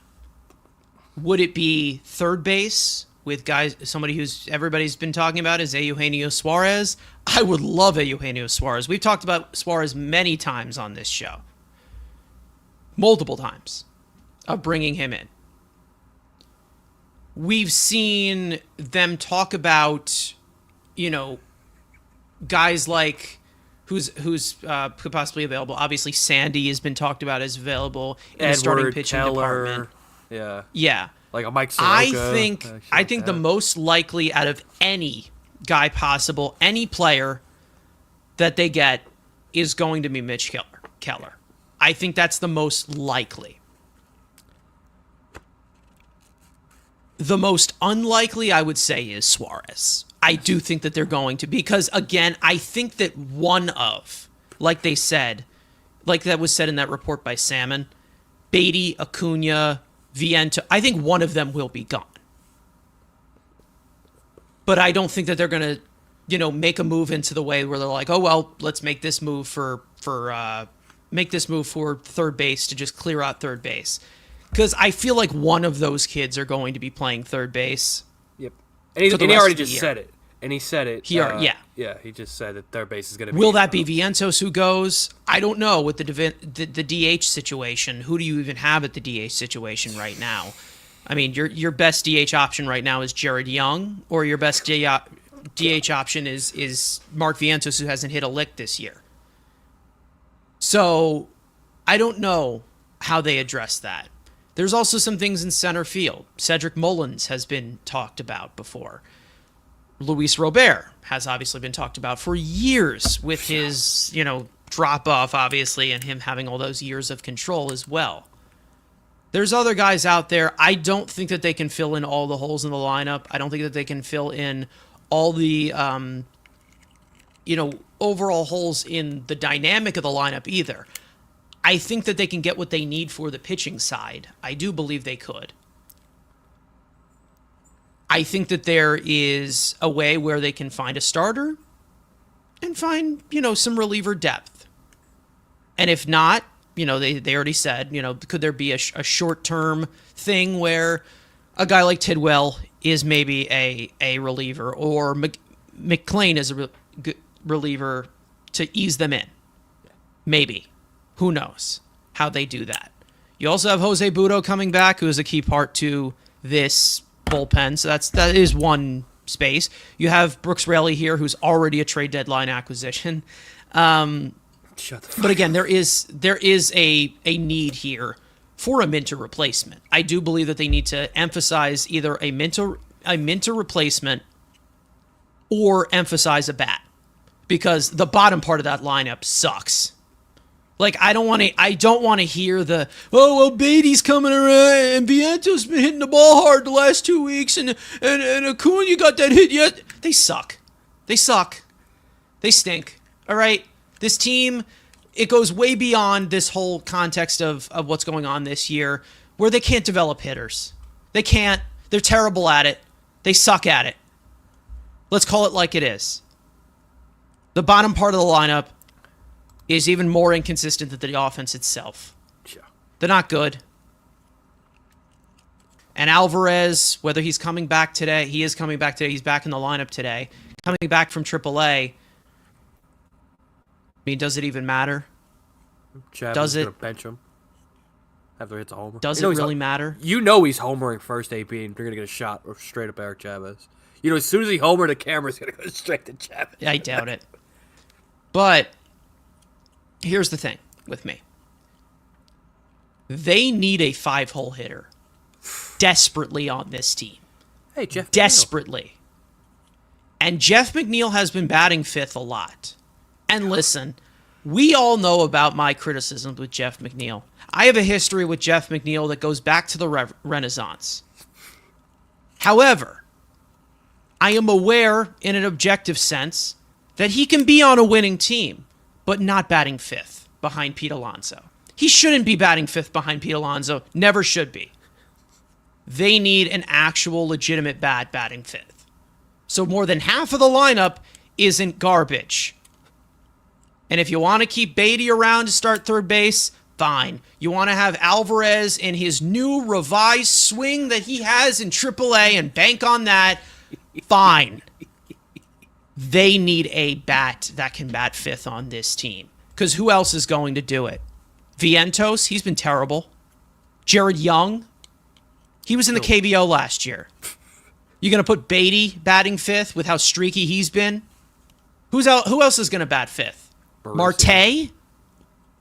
Mauricio? Banking on the young guys who are unproven? That's not what a championship team does. I mean, I don't want to burst your bubble. I mean, again, besides Suarez, who the hell else is available that's that 5-hole hitter? And we all know Gino's going to be a Yankee. So, like, us even talking about it, he's going to be a Yankee. Yeah, that's the thing. So, that's where I'm like, I don't even think they're going to even, like, kick the tires on it. Yeah. Josh, like Naylor would be the next best guy. Naylor would be that guy, yeah. Again, like, Ryan McMahon, like, these are, like, I get, there's this, again, and this is why I hate. They need to emphasize something. That's what I'm saying. They need to emphasize something. So, and the only depth possibility, meaning of like acquiring, is going to be the bullpen. There is no again, you're either buying extremely goddamn hellside low on Robert, Mullins, who's not having a good year. Yeah, like, Mullins is tampered off completely. I mean, yeah. Duran is going to get traded for like a proven starter, so unless you're giving up like McLean, like you're not getting Duran.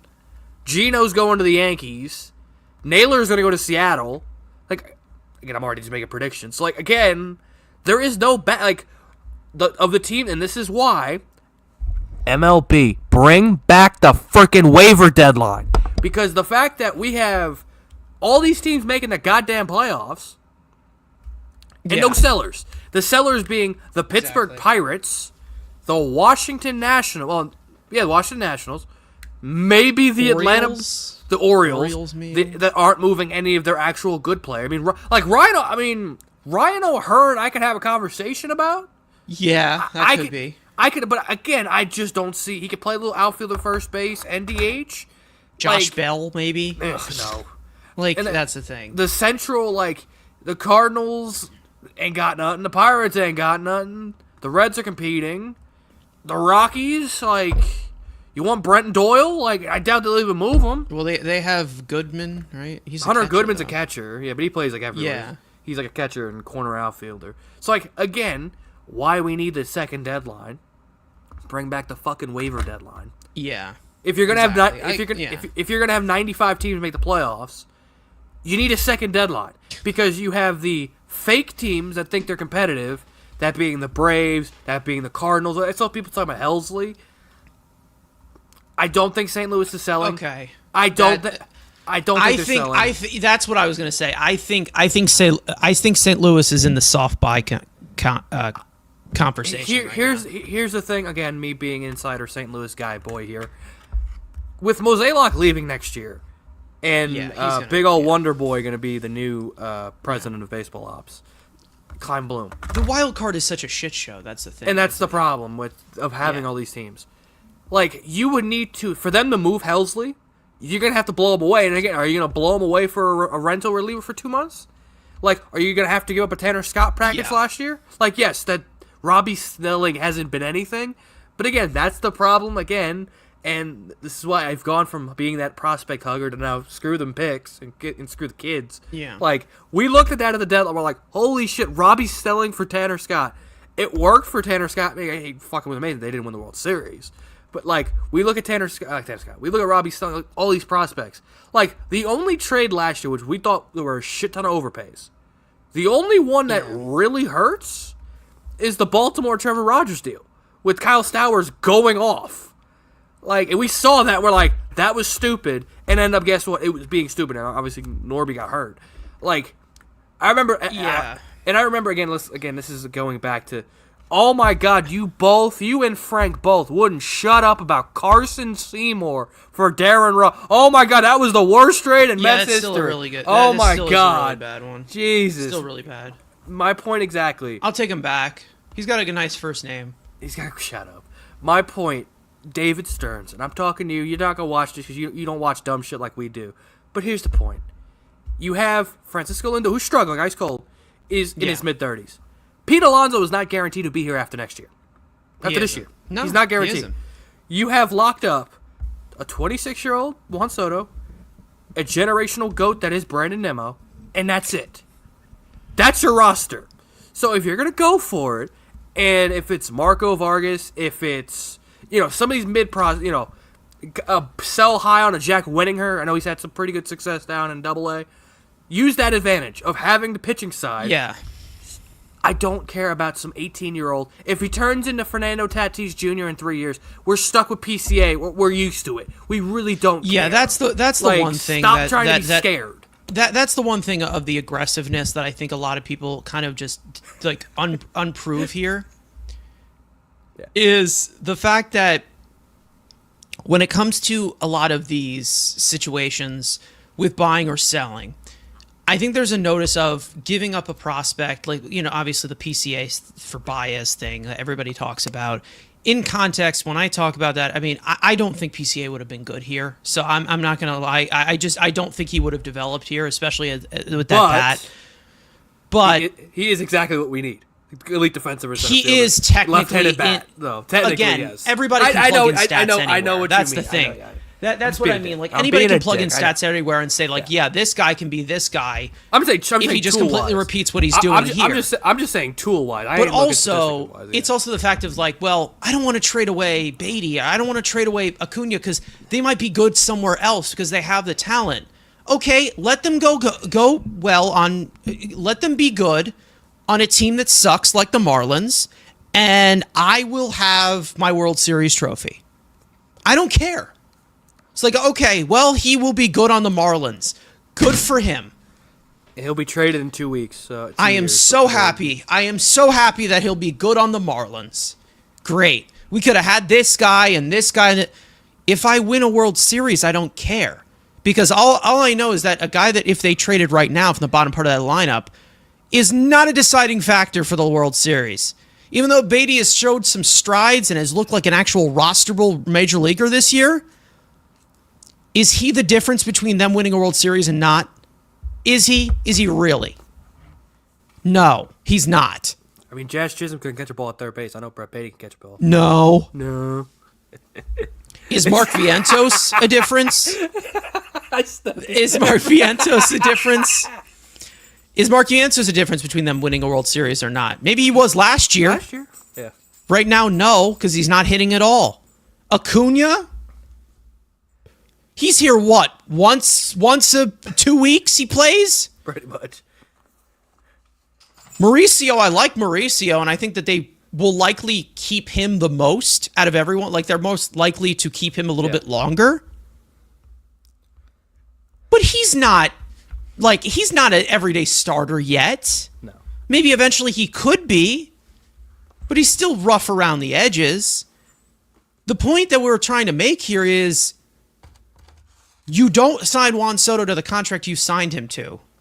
That was historic. We're stupid. I mean, and say, well, the rest of our lineup is just going to be the young guys. You don't do that. You don't. And I was okay with them going into the year doing it, giving the young guys the playing time, even though it was going to be a crowded infield. Was definitely going to be a crowded infield. I was okay with that. Didn't like the fact that we still had Starling Marte here, who was the DH, and you couldn't have an extra bat in the lineup. Nope. That's besides the point. But again, they're going to have to make a decision on one of these guys. And they've definitely underperformed. We know that Alvarez is probably not going anywhere. We know that's not going to happen of the young guys. Yeah. It's not happening. Okay? He's not going anywhere. We know that Beatty has played third base and second base. We know that Mark Vientos has played third base, has sucked at it all year. And first base. He has not been good at the plate either. Acuna provides more tools than any of them, but he's nothing special. Does he? He's nothing special. The only thing special about him is the last name he has. That's it.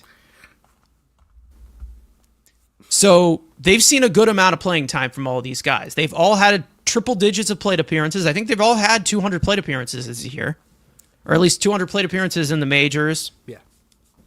Someone's going to have to go, because if all four of those infielders are here, I'm not going to understand what we're doing. I'm not going to understand it all. Because if Beatty, Vientos, Acuna, and Mauricio are all here, all of them are here at the same time after that deadline, I have no idea what we are doing. And that's when I will completely lose thought process of what's going on with David Stearns. I have no idea, because I will have no idea where he's going with this. Especially with, even though I'm not the biggest guy on him, and shoot me, obviously, said it many times, you also have another guy named Jet Williams as well in this organization too, who I'm sure they want to give playing time with because he was listed as the can't get rid of prospect this trade deadline, which I don't think he belongs in that tier with Tong and McLean, but I have a little bit more value for pitching prospects than position player prospects, especially in this organization where they develop hitters like toddlers. The thing is that they're going to have to make a decision, and we've talked about it going into this year, of who gets the playing time, who plays well, gets the playing time, or whatever. Now it's time to make a decision. Do you see Brett Beatty as a future third baseman on this team? Do you see Brett Beatty as a future piece on this team? Do you think Mark Vientos can bounce back? Do you believe that Acuna can get enough playing time? Do you think that Ronnie Mauricio is a full-time big leaguer right now and could get playing time in the postseason? Answer the question. It's time. Answer it. They've all gotten a decent amount of playing time. They all have. Some more than others. I'm trying to remember back. Didn't Stearns have the same kind of dilemma with the outfield? Like when they had like Mitchell, Frelick. They still had like obviously Yelich. Who else was in that outfield? Not McCutcheon. Like they had like a bunch of these guys. I mean, Yelich is a veteran, but like I guess maybe again this is kind of Stearns. He just loves to have a good glob of ass and just play whoever out of the 2 out of the 3 of the glob, and if they suck, throw them back in the glob, pull another guy out of the glob, and see what happens. Yeah. I mean, again, all of these different departments. With the relievers, again, dime a dozen, we know. I'm giving Stearns this deadline. I'm letting him figure it out. I'm letting him figure out what he needs to figure out. Am I a little skeptical right now because I don't think that they can address what they can address at this deadline? Kinda, yeah. Because there's an argument that you need 2 bats. There's an argument. Because if you add in a third baseman or a center fielder, which we asked you guys of what you guys would prioritize of those 4 different departments, third base, center field, starting pitching, relief pitching, in the chat, so make sure to vote on the poll right now. If you have not... if you're in that situation, you have no winker for a long time. Mm-hmm. Marte could come back, but is he a DH? No, he's not a good DH. Not good. We know that he could be a postseason player. We know he can be. He could. I mean, how do you strengthen this lineup? Because the bottom part of this lineup, brutal. I know it's just like a trade deadline acquisition with Alvarez coming in with Torrens, because everyone thinks that Alvarez, since he hit 11 home runs in so many games in AAA, that automatically it's going to translate. I'm not here for it right now. I'm like, okay, well, he's coming back. Good for him. I mean, let's see it. Like, if you banking on a lot. I mean, Stearns could do it in the most Stearns way possible. Just, well, you just elevate the floor. Like, find. Could be. Like, can you? Speaking of a guy that I think he's healthy. You'll see him tonight. Does he bring in a guy like Moncada who could play, as a vet, like we've talked about all offseason, a vet that can, push the young guys and say, hey, you flip him and maybe you take Acuna or one of the kids. Our dead's shut. Jesus Christ. It's not your deadline, it's ours. It's our deadline. It's what we have. And throw Jake Gensel for Capo Caco and a first-round pick, and we're good. They did ask David Stearns about his appetite to add to the Mets position player grouping, and he says that the Mets will be engaged when it comes to adding the possibility of a center fielder. So I do think that they are going to commit to one of those third basemen at the third base position or second base position or whatever. Yeah. They're going to try to take Jeff McNeil out of center field, which he's been playing a decent amount this year. And then I think one of those infielders are going to end up going. Who is it going to be? Will it be Acuna? Who knows? Will it be Beatty? Who knows? Will it be Mauricio, who I think is the least likely to go because of the leeway that they want to give to him, because he kind of showed up late? Will it be Vientos? What is his thing? What is his value? I mean, it also depends on who. And then there's also one little snippet that I do want to add here. Okay. Of a guy that I think is going to be likely traded, and I don't think anybody's talking about it. I think Drew Gilbert might get moved, because I don't understand why he's not I feel like they've been pushing it down to a certain extent, even though he's been so and he's been heating up recently. Yeah, last month as and to a half why. Pretty hot, yeah. Yeah, he's been really good. I mean, however, we'll see. I mean, I don't know. I guess don't know. Going to the prospects going out, it just depends on who that guy is, because every team's different. Like, my worst fear now, again, everyone keeps saying, like, if it's a beta reunion, the Twins. Yeah, that's what I'm. I'm saying I'm out, but yet I'm saying which one of the prospects, which one of the infielders goes, because every team has a different type of thing. Like, you look at the Twins, they look at guys like Brooks Lee, Austin Martin. Of course, that's similar to a Cunha type of player. Slappy, steal some bases, versatile. That type of guy. Like, if the White Sox at Robert, is it Beatty? Then they can move Miguel Vargas. Like, again, me trying to be a GM is, just trying to think of rosters and figuring it out. But again, there's a lot of dumb For most GMs. of the selling teams, they just want assets back, though. Like, that's the thing. That they'll work out their starting lineup of just completely selling and waving the white flag. I don't think they really care that much, because the White Sox with Robert, that's been the name that everyone keeps has been linked to us for 3 fucking years. And like, I was always on that a year ago and 2 years ago. I'm all for it. I mean, shit, there was I think there was a trade on the table. I think it was with the Dodgers that they could have got like Rushing and Dustin May for him, and now they're like, you're gonna get like friggin' adept Rico Garcia and friggin' there was one guy that I was really holding out for. There was one guy that I was hoping, and we actually talked about him over the offseason in the bat department, but it's just gone completely south for him, and that being Ryan Mountcastle. I thought that could have been something that they could go after. But where does he play? DH? DH.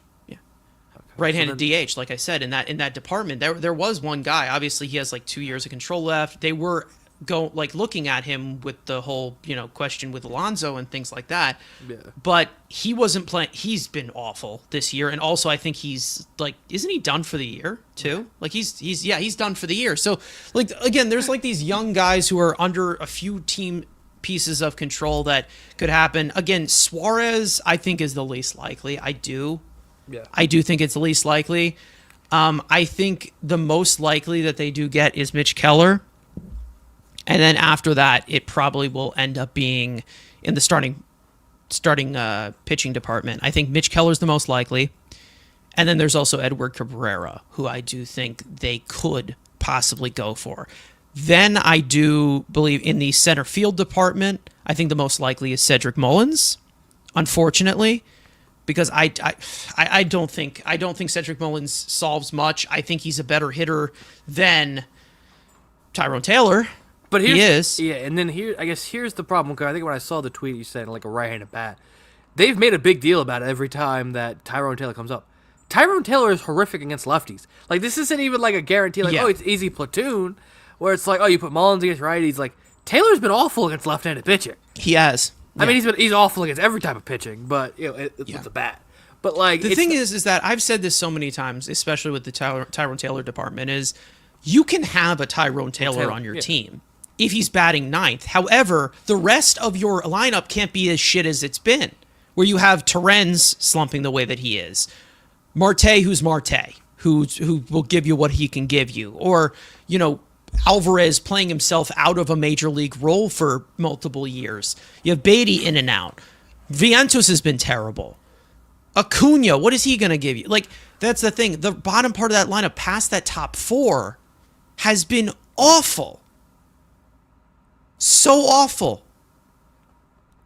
Maybe some guys have shown in strides, again, Jeff McNeil, probably you can say is that fifth guy. But he shouldn't be batting fifth. We know he shouldn't be batting fifth. The biggest Jeff McNeil fan of all time, our third co-host, Frank, knows he shouldn't be batting fifth. Everyone knows that. And outside of, all of the young guys, I don't care who goes. I really don't. I really don't care who goes. I would be a little bit upset if they were to get rid of Mauricio, because I like Mauricio better than any of them. But it's all really just of how he's viewed from the outside. And I don't think Mauricio is viewed as much as how Mets fans view him with his upside compared to what other teams look at from the outside. I do think that Mauricio is good, but there's also some factors that they're going to look at of okay, this guy has some holes to his game, and it's a little bit less appealing going through the orange and blue goggles. I mean, so we'll see. There is kind of one guy which is in the series, and perhaps we could slide into the preview in the Angels series. It's been a guy I've always liked, and I don't know where he fits. Do you know where I'm going with this? Taylor Ward? Yeah. And the fact that he's not a great defender. He's a left fielder, so you can have that kind of conversation. He's got another year as well. He's 31. Yeah. Always has a ton of pop. Destroys left-handed pitching. And that's been the biggest bugaboo with this team. So, and he can give you some offense at the bottom of this lineup. What's they going to get to price to get him? I mean, they've been trying to. He should have been traded 2 years ago when he had 38 homers. But the Angels do what the Angels do, and that's just screw everything up. But I saw some people talk about Joe Adele. No, the Angels aren't moving him because again he's just that young. Youngish. Finally showing that potential. He's there, Brett Beatty. Just held on so damn long, and now finally he's showing some of that potential that he had. But Taylor Ward has always been a guy that I like, and you can play some DH. You can maybe take Nimmo out of the outfield and put Taylor in left. DH Nimmo a little bit. It's not a great fit, but again, with the market there's no bats, so you have to get creative. And you're gonna see him 3 days. We'll see how he does against Senga and tonight, and then obviously he's not getting David Peterson, sadly, so we can't see does he kill lefties? No David Peterson. Here's my question, and this is probably more from your point of view, because you probably could answer this a lot better. Oh boy. Kansas City, are Yeah. they on the sellers list? Yeah, but I don't know who the hell you would want. I know if it's a certain reliever, he's not I'm talking going about. anywhere. I'm talking about it from the pitching standpoint. If you're talking about a certain reliever, he's not going anywhere. If that's who you're thinking about. Oh no, not him. Not him. He's not going nowhere. No, not him. Serpent. What's his name? Shit. Fuck. I love this guy's like, oh, a guy got someone doesn't even know who the fuck he's talking about. God. Who's the young kid? Who's the young kid? Noah Cameron? Yeah, he's not going nowhere. He's not going to go anywhere? He's a Missouri kid Alright. he's a Missouri kid they drafted, and obviously Oh, they love him forever. they love him forever. And yeah, and he Vinny had that, Pasquantino, we making the deal? I mean, he's literally the anti-Mets. He sucks with in basic situations, but put him in a high leverage and put him in an RBI situation. The guy's money. Okay. Like you look at his base numbers, like he doesn't run off the page. I mean, last year almost had 100 RBIs, and he could have been like third Royal when that that Fugazi playoff run that we had.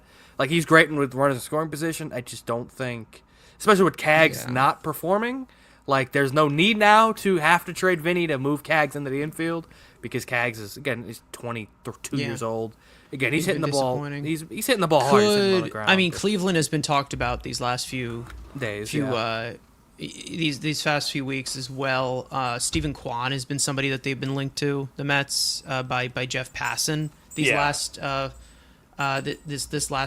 I don't know 24 hours or whatever. There was actually a list that Jeff Passan put out there saying, Stephen Kwan, Yohan Duran, Manuel Clase, Cade Smith, Griffin Jacks, Taj Bradley, who I do think is one of the guys that it's on the list. That's an interesting from David Stearns. Edward Cabrera, like I said. No mention of Mitch Keller, but David Bednar, obviously. Looking for the replacement in the AJ Minter sense. Yep. Cedric Mullins, Luis Robert, Ryan Helsley, Reed Detmers was another one that was he was on my list. list. And then obviously Luis Severino. I listen. My thing with Kwan, where the hell is he playing? Like it's similar to the same situation as Taylor Ward. Thing. Like I feel like we have a different version of Jeff McNeil now. Like McNeil is he's definitely made adjustments, and I do praise him for that. But again, why would you want to add it in another vintage Jeff McNeil? Like I just don't think that's a good fit. I don't. Like I said, you need another leadoff hitter on this team. Like you either have a guy who needs to be a leadoff hitter or can only bat ninth. I guess the one thing with Kwan that maybe I see why Stearns maybe thinks of it is we've seen this evolution of Brandon Nimmo where he's just a power hitter now, he's struggling. Maybe you swing him full DH and he's just swinging for power, and then you can stick Kwan in left. That's an option. I'm just trying to figure out where this could work because I think that Nimmo has adjusted to left field pretty well. I do think he's done a good job. But Kwan is a better defender. I could see why Stearns wants him. And I'm just trying to make sense for how the roster's constructed, in the fact that I don't want to make Nimmo a full-time DH. You're not going to say we need another hitter to bat fifth. Let's get Stephen Kwan. Even Kwan. No one's going to be doing that. With Nimmo, I don't know. I feel like that foot's healed now. He's fine. I'm not. Yeah. Again, I think you put it in the group chat that I'd be like, oh, we put Nimmo back in center. I mean, shit, we got McNeil out in center. I mean, why not? You're sticking McNeil out there. He's got the same noodle and same amount of range. So maybe. I don't know. They paid Nimmo to be a center fielder. If you're just doing the best offensive lineup, and if you're bringing in Stephen Kwan, you move Nimmo back to center, McNeil back at second, and then whoever's hot between Beatty and Mauricio playing third. That's your best offensive lineup. And you're risking offense for defense. Offense for defense. So I don't see the Kwan thing. Carter, is saying we need a big bat, no more slap hitter. Yeah, but that's the thing. But again, that's what I keep saying. There's no bats available. If Kwan becomes the best bat available, if he is actually available, that's you got to go pitching. That's how bad the market is. Yeah, until you get to the offseason. And you got to sign a big, stocky All-Star Game MVP and just be him at DH and be done. Just saying something. Yeah. Yeah, exactly. But that's a different That's an off-season a day. different That's an day. off-season. Yeah, something that's an something off-season. that I would get on my knees for right Whoa. now. What do you mean by that? No, not even a pause. I will get on my knees for him. I legitimately will. Anyways, like literally, I don't care what the intent is. I definitely would. Anyways, I'm sorry, I'm digging my grave here, but Yeah. anyways, let's move on to this upcoming series that is about to start against the Los Angeles Angels, a team that thinks they're good, but they never will be good. Either way, let's preview this one of the upcoming probables for this series. Let me just pull this one up first, and then we should be good to go. All right. So, as for your pitching probables going into this series against the Los Angeles Angels.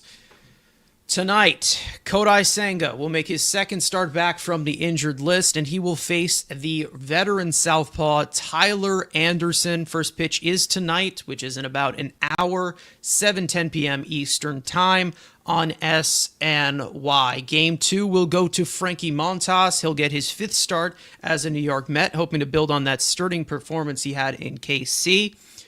He'll face the soft-tossing right-hander, longtime Cub, Kyle Hendricks. First pitch is tomorrow night at 7:10 p.m. Eastern Time, just like the first game on SNY. Sean Manaea will get the series finale while still ramping up. Most likely will be on a pitch count again.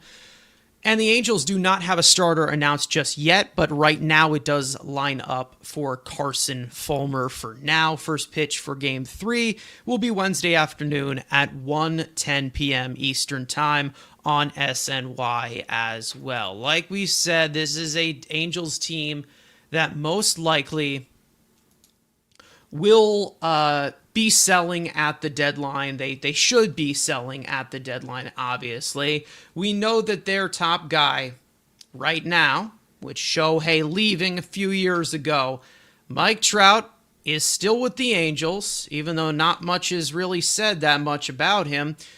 But he's definitely taken a step back. Let's just say that. And it's definitely not the Trout that we are basically full on used to. He's still productive, still the, almost 850 OPS bat, but he's not the generational Mike Trout that we saw years ago, and that obviously has more to do with injuries. We know that they have some young players as well that they do like. Joe Adell, like we've said, he's had a good resurgence season from the struggles that he had at the beginning of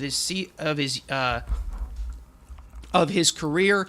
Zach Neto, we know he's having a really good season as well. Young, talented shortstop. Logan O'Hoppe, I know that they're still high on him with him behind the plate. Obviously, Jorge Soler's been terrible, even though I would have loved to trade for him at the deadline, but the value's gone completely low. I was going to say something. I got it. You never know here. Taylor Ward, like we just said, somebody that we just talked about for the possible trade deadline. So, again, this is a lineup that has a few hitters in it. Not amazing. We know Mike Trout, the high guy, but he's been DHing recently. We know their pitching staff is always up and down. We know Yusei Kikuchi has had a solid season.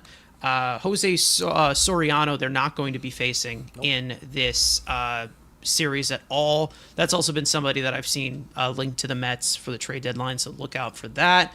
And then, of course, their bullpen, which in and out. Let's just say that. Very, very, very in and out. Carson Fulmer, who is currently lined up as their 3rd starter for Game 3 in this series. I don't think he's made a start yet this year, but they might have no choice.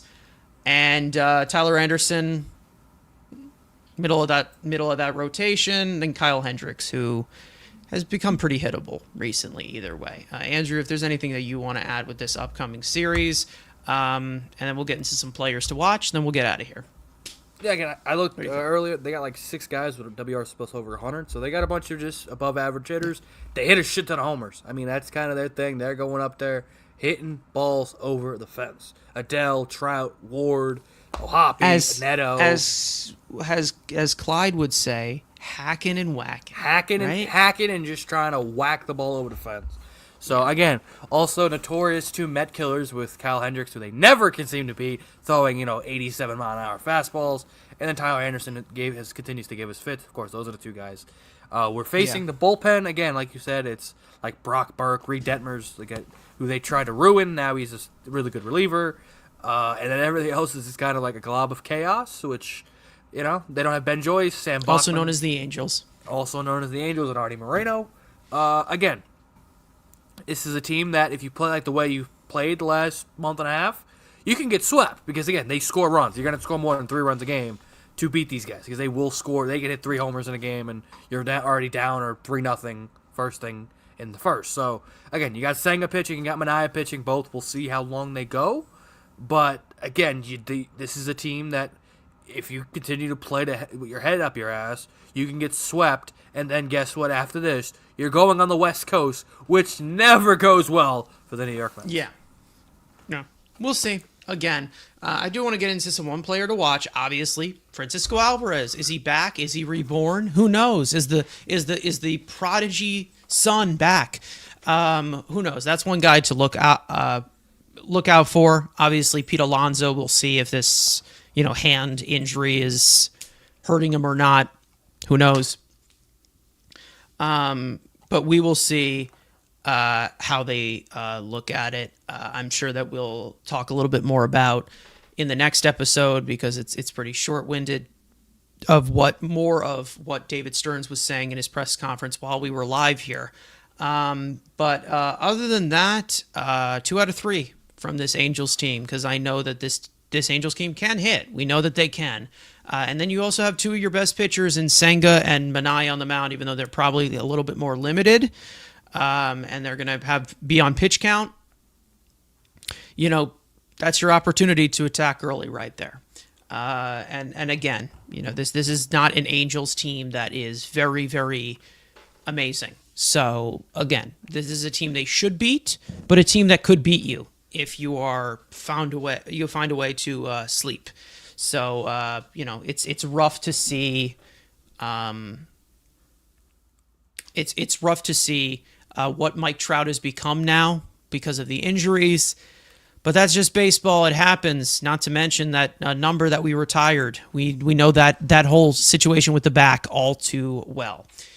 Either way, one other thing you guys may notice if you go to our channel, we have a new banner as well. So if you like it, let me know if you do. But that also means that we'll have a new intro as well. So we'll have some new visuals as well for the people who watch us live. We'll have a new intro, just letting you know. I will finally switch it up and put Soto in it because it's long overdue. Let's just say that. So that new intro is in the works right now. But other than that, Andrew, good to have you back here for another episode of the show. You come in here in and out. I know that in 10 days from now, you will be also on here for our trade deadline stream that we love to do every single year with a bunch of other creators and just shoot the shit while the Mets make, pivotal moves and, maybe a little bit of rage, maybe a little stupidity. It should be fun. Who knows? But Andrew, last thoughts so we get off here. Yeah, again, that trade deadline pod is always a chaotic because you get a bunch of idiots with live mics and live reactions, and there's no editing, so it always is going to be fun. And again, we'll see. Maybe I pop up more. That you get to a point where maybe I might have some more free time coming soon. Just depends. Life happens, and sometimes you got to tell people to just go shake your dick, and maybe we're getting to that point. So maybe you'll see me more often, maybe not. But you'll definitely see me 10 days from now for my favorite day of the year. Yeah, well, it's getting exciting. We know we're near the final stretch of the season. Mets, you got to keep it going. Half game out of first place. So again, maybe they're in first place by tonight. Who knows? But they got to keep going. They can't just sit by the record and say, well, we're going to win-loss record you to death. They got to keep playing good baseball. Either way, thank you guys so much for watching. We hope you guys enjoyed the conversation. For those of you watching or listening on playback, you want to join the conversation live in the future, make sure to subscribe to the Mets Weekly YouTube channel and turn on post notifications to not miss when we go live. Make sure to follow Mets Weekly on X and on TikTok, which mainly features our co-host Frank's post-game reactions after every regular season game. Follow all of us individually. The links are in the description. And finally, we will send you back out to Citi Field against the Mets and the Angels. New series, fresh new series on this 6-game homestand to start from the All-Star break. Let's go Mets, and we will see you guys next time.